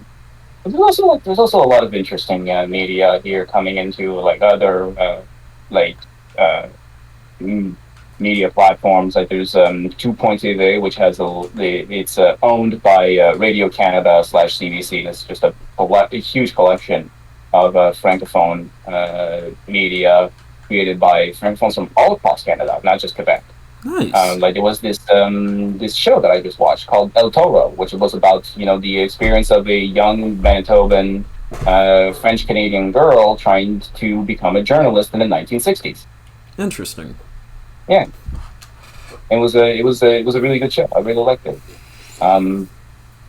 And there is also like the Salon Bleu, la Maison Bleue, which is it's a dramedy about what if Quebec actually did become its own republic, and what if it had become a republic so fast that it had never created the institutions to become a stable one, and then it's filled with incompetence, and it's just... I almost feel like it's Enka, but at the same time, I feel like it's important to just take a step back and laugh at yourself every once in a while. Yeah. Which is good. Which is good to be able to... It's almost like, like one of the bigger shows in the black community in the US is The Boondocks, which is entirely about shitting on ourselves. So yeah, well, I think it's also about shitting on like the stereotypes and how like sometimes black culture plays into it, just because the stereotypes are very popular and appeal to a wide audience, which makes them commercially viable. Yeah. Yeah. Which is unfortunate too, because I do feel like the Boondocks has become a little. It has become a little too popular to the point where I feel like a lot of the people laughing at the Boondocks don't realize that the Boondocks is a critique. That's the issue with satire. Yeah. Yeah. Yeah, but like I've also been watching Abbott Elementary. I've heard that one's I good.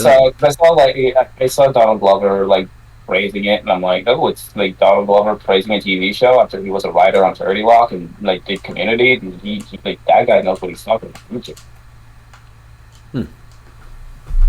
Yeah. Nice.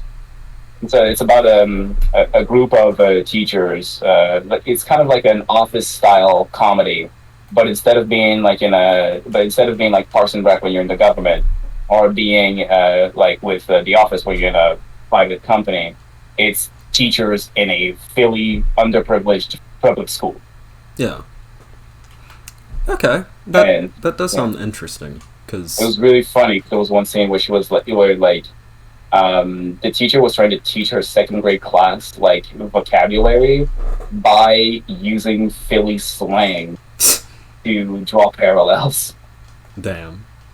Yeah, and then the older teacher was just like, "Look, why are you doing this? You're not teaching them proper English." And she was like, "It works, and the kids like it." Yeah. And if they're staying in Philly, that's what they're gonna speak. So. Yeah. Might as well. You gotta learn that, John. Yeah. I will say, one show. Have you seen Zelensky's show? I'm forgetting what it was called, but it was the one that he named the Ukrainian show in which like he played a lot of sketch comedy. Yeah, the one where he became like the president of Ukraine, and then he like after he became the president of Ukraine. Yeah. It's actually. I guess that really helped his campaign because like the whole time he was on the show, he was projecting the image of like, hey, I can do. Pretty much, and then when he left the show, the party that he founded to like run for president was named after the show. Then now he's where he is. Turns out the entire show was political propaganda just for Zelensky. Like he was just like, I'm going to create myself a huge image so that I can take power, and then I'm going to persist against Russia. Yeah. Which honestly, probably one of.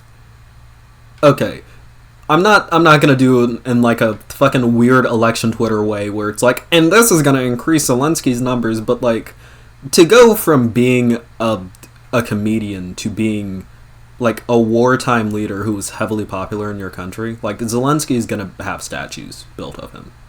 I bet. Do we still do statues? I don't. I think it would be a situation where, like, after Zelensky dies or he leaves office, someone might try to make a statue of him to, like, political play into, like, their support of him. Yeah, and then some generations later, they're gonna just let it disconnect. Statue.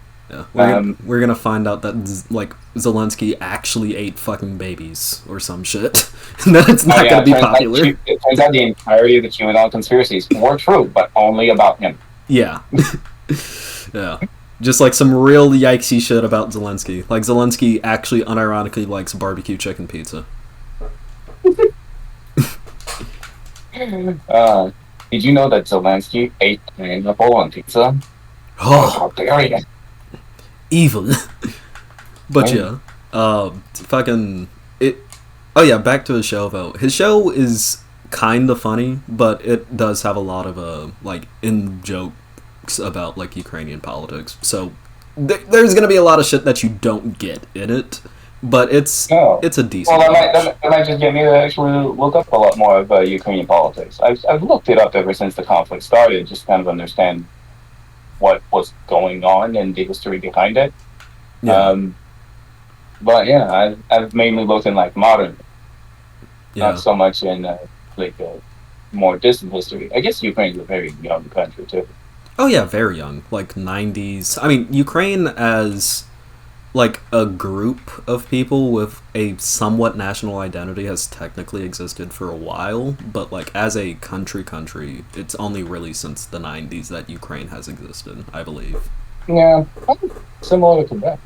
Like we've had like a common identity that's shifted terms for a long time because there was a while when we were the only one, like French Canadians were the only ones to refer to themselves as Canadians Yeah. up until like World War I, and then the name Quebec was forced upon the province by the British Empire when it conquered.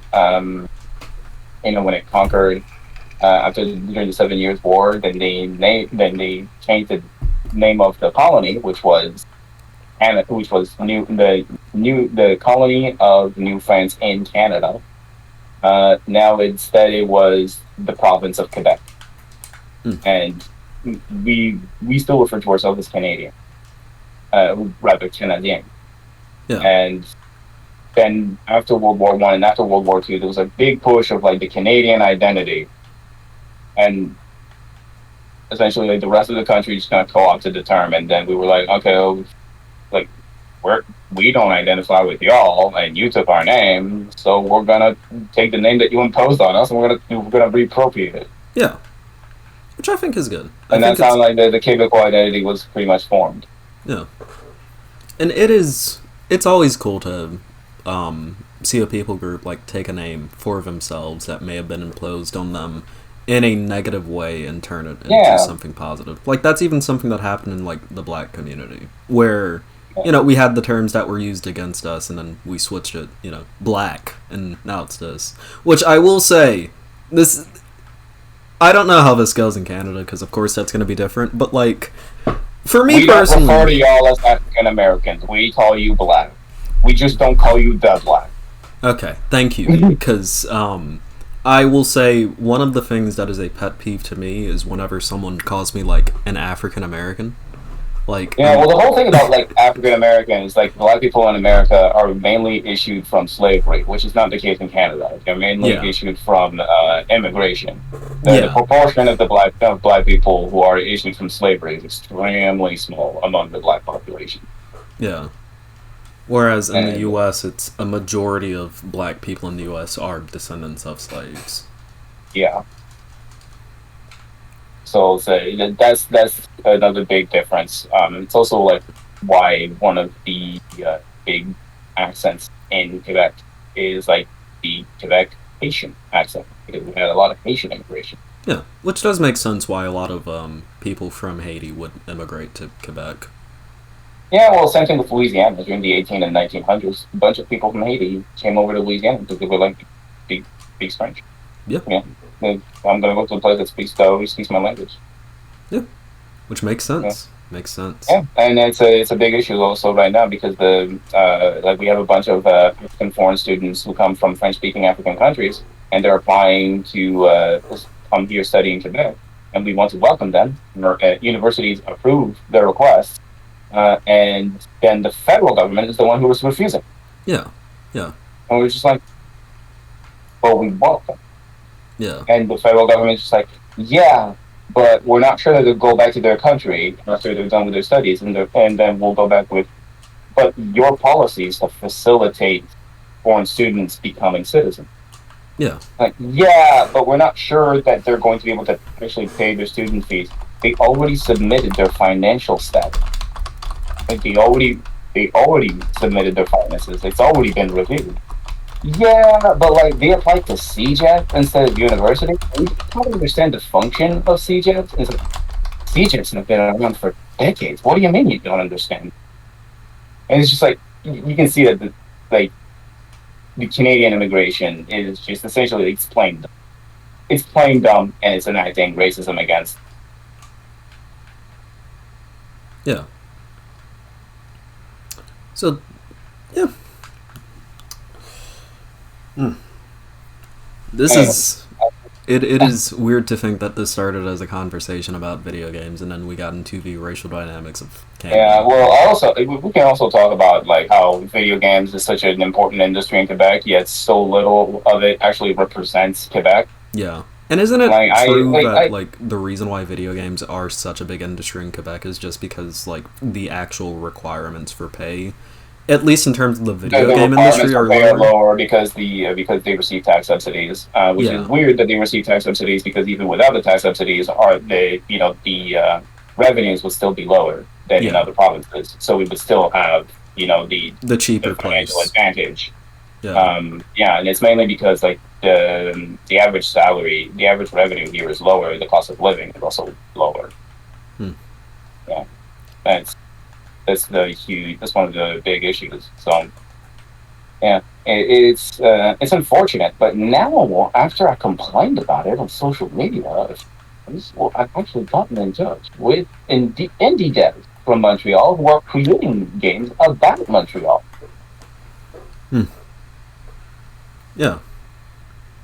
Yeah. It's so like I complain about it and then I realize, oh, other people think the same thing and they're doing something about it. That's nice. Yeah. Okay, so it's a really fun thing. And also I got one of those games for free on GOG very recently. It's called The Whisperer. Nice. Or Le Murmureur in French. And I believe it is still free on GOG. So if you guys want to go and support an indie dev from Montreal, you go on GOG and get that shit. Yeah. You'll do it. Support some French Canadian developers. Especially especially indie devs. But also, if you have a Indian developer you want to support them too. We don't really say Indian. Pardon? We don't say Indian. Oh, I meant Indian, like actual India, not indigenous. Oh, okay. But support indigenous devs too. Support every dev. I was just like, is that an oops? Like, was that an oopsie moment? It's just like a cultural loss where you still use the term and we don't. It's just, Oh no. I used the term indigenous myself. That was just like a flub, and then I was like, oh yeah, there are some game developers in India. Go support an Indian game dev. Yeah. So yeah, I feel like we've pretty much done the whole bit and caboodle. We've talked about a lot of stuff. We absolutely and I do still have to make that call to help my constituents. Nice. So yeah, and I also have to arrange meetings with like the different members of the QS who want to become the female spokesperson of the party, co-spokesperson, because QS doesn't have a leader as a party because it's supposed to be internally democratic. So we don't have leaders. The members of the party themselves are supposed to be the leaders by electing members of the executive and coordination via delegates during national council. Nice. So that's the whole issue. And because we're a feminist party, there are spokespeople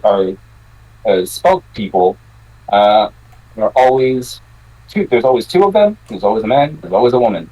And now we're reviewing the status to potentially add non-binary people. That'd be sick. Yeah. Because the status were like created a long time ago in the like mid 2000s, before like trans people were really in the limelight and people were very conscious about them. And now we're like, yeah, our status is kind of getting old and they need to be reviewed because the party's grown a lot since, and we need to build a new structure. So we're going to review that stuff. Yeah. Well, I do hope that goes well. And I guess before you would go, please do plug your social medias. Oh, yeah. I mean, social media. So on Twitter, it is at JerQCote. On YouTube, JerQCote.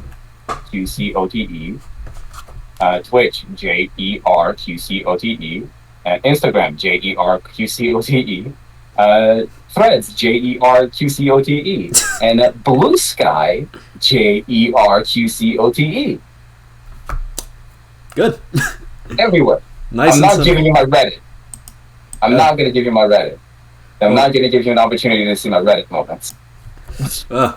Well, most of my Reddit is just looking at fucking video game related shit. So yeah, well, most of my Reddit right now is going on r/place and just creating the freaking tapestry based that I like did with our Quebec and our Catalonia.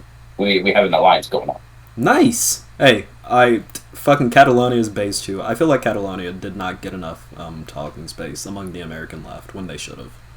Yeah, no, they should have. And like they did receive a lot of talking space in here in Quebec because it's just like, oh, but we're seeking independence. Ooh, Yeah, oh, let's look at that. Ooh, they're doing a referendum. Ooh, yeah. and like, same thing. Like, oh, Scotland. Yep. Ooh, And then and Spain then like decided. Puerto Rico is doing a referendum to not be independent. No, we're not going to talk about. Yeah.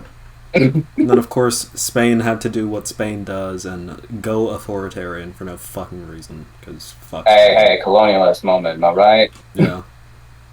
But yeah, like I was actually like in the Discord for r/place for Quebec, and like we had people from like we at some moment we had, like people from Brazil coming in, at some moment we had people from Catalonia coming in. Like you jump to the group chat and you're like, I can't understand shit of what they're saying, but what's happening is really cool.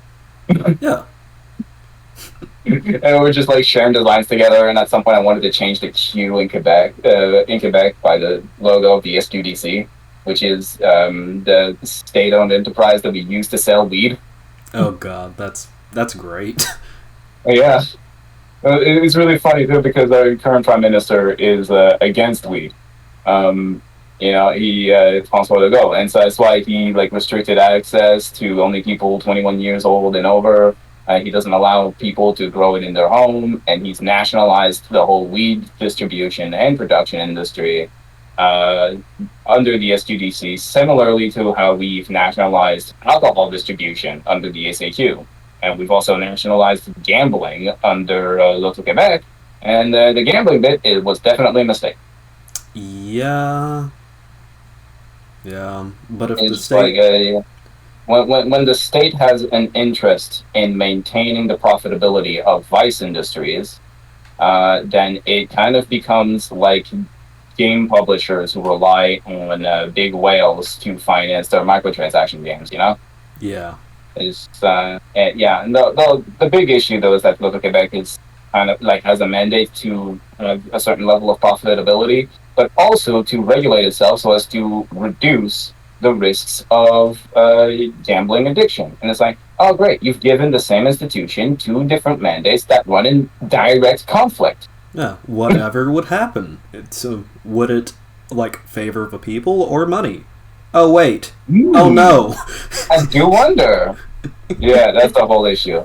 But yeah, so like gambling is nationalized here, weed is nationalized here, alcohol distribution is nationalized here, electricity, hydroelectricity production and electricity distribution is nationalized here, which is why we have the lowest electricity rates in all of North America. Nice. That one is like under Hydro Quebec. That one is just like the crown jewel of Quebec. That, like everybody's freaking proud of it. Everybody likes it. Hmm. And yeah, that's really great. We've our progressive parties have been talking about nationalizing other forms of energy, of renewable energies, also under it, like wind and solar, and just making it different branches of Hydro Quebec so that it's all integrated. Because since it's all distributing the same energy through the same grid, that it might as well be under the same institution because we're dealing with monopolies regardless.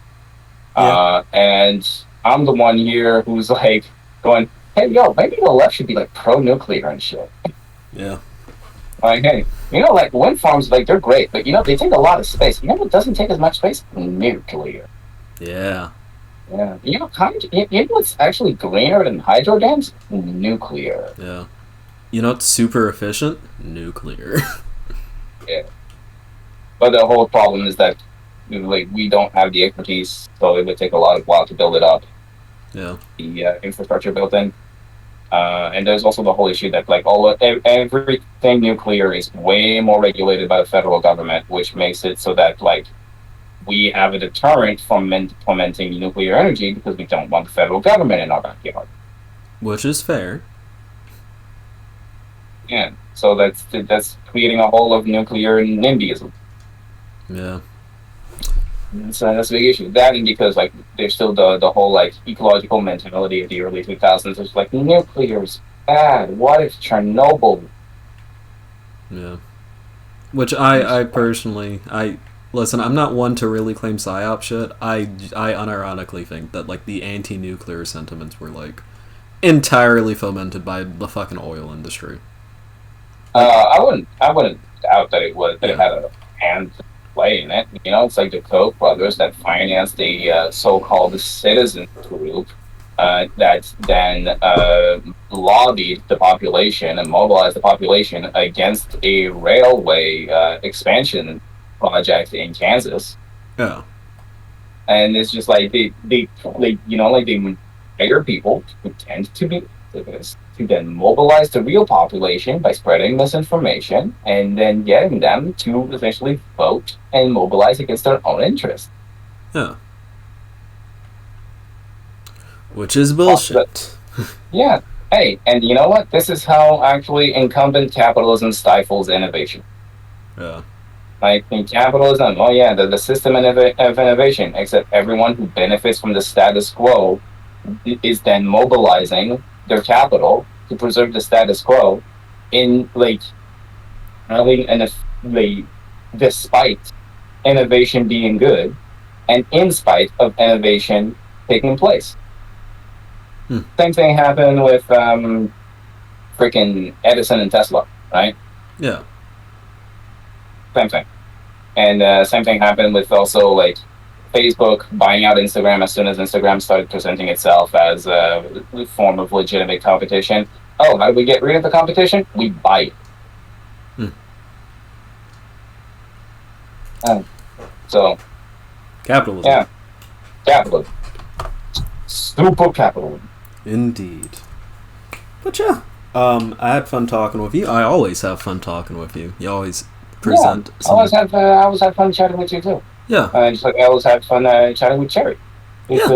It's fun. And I will say, for the record, you have won the video game difficulty debate. Yeah, yeah. I moved it already. Just go like to just talk about racism because that's a more difficult conversation. Yeah, and it was definitely one that needed to be had. Yeah, I think it's one that needs to be had. Language plays into racial bias because even with black people, it heavily plays into it.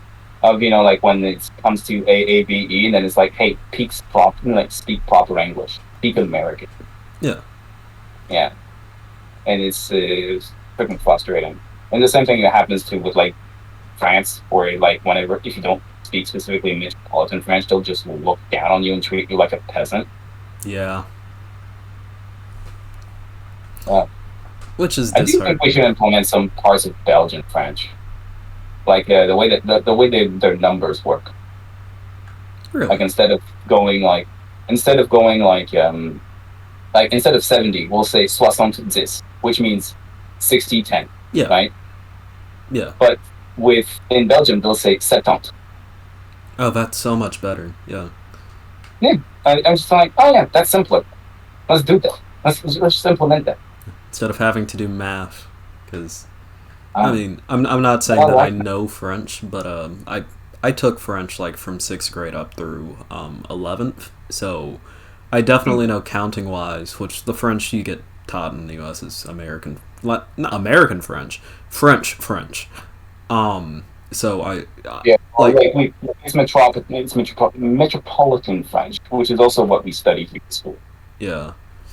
So fucking I do know that it is some dumbassery when it comes to counting. And by the way, lucky other, no, Quebecois is not a more professional, traditional form of French than Metropolitan French. We do have roots that are more ingrained into the Old French, but the Old French was definitely not proper. And we've changed a lot. We've had a lot of influences from different, from Anglophone influences, just to sheer proximity. So we've implemented a lot of English words and Anglicism into our French, which some people are very resentful about and they're scared about because they're thinking that it's English overtaking our language. Um, and there's also like idioms that we have that they just don't. There are certain words that we pretty much just came up with due to social situations. So yeah, technical French is actually like very unique. And to all YouTubers, I would recommend that you learn Quebecois swear words because they will not get flagged on YouTube. They will not get flagged on Twitch. They will not get flagged because they are just the names of with symbols. So they're to an anglophone person, like anglophones or to the rest of the world, they're just words. But here, they are a panoply of vulgarity that we use in a various amount of ways. I do. Well, I have heard one of them, which is fucking Tabernacle. So. Yeah, well, there's like Tabernacle is the Christ de Vierge de Saint Sacrament. Yeah. That was like I lost count, but that was a lot of cuss words, and like we can chain them up. We can turn them into adverbs. We can turn them into adjectives. We can turn them into verbs. We do with them whatever the hell we want, and it's really great. And also, it's really funny because they've become popular across all of Quebec, including with anglophones. So like, it's really funny to hear an anglophone swear with like proper Quebecois swear words. After like the Habs played a bad game, it's like tabernacle, collis, de chip demo. Yeah. It's like, oh yeah. Well, now I remember the one thing that like rallies us all: swearing hockey. True.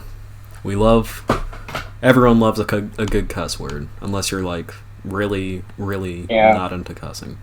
Well, I think it's a lot better than American cuss words because they're just like vulgar by referring to vulgar things, and they're not nearly as varied. Yeah. And they're not nearly as proficient because you can't just turn them into whatever kinds of words you want. Yeah. Anyway, so I'm gonna have to go, but it was really nice chatting with you, and I hope we can do this again.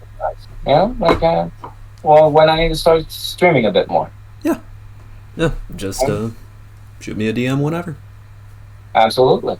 All right. Well, I'll see you later. And it was good talking to you. It was good talking to chat. And remember your chat. It's JerQCote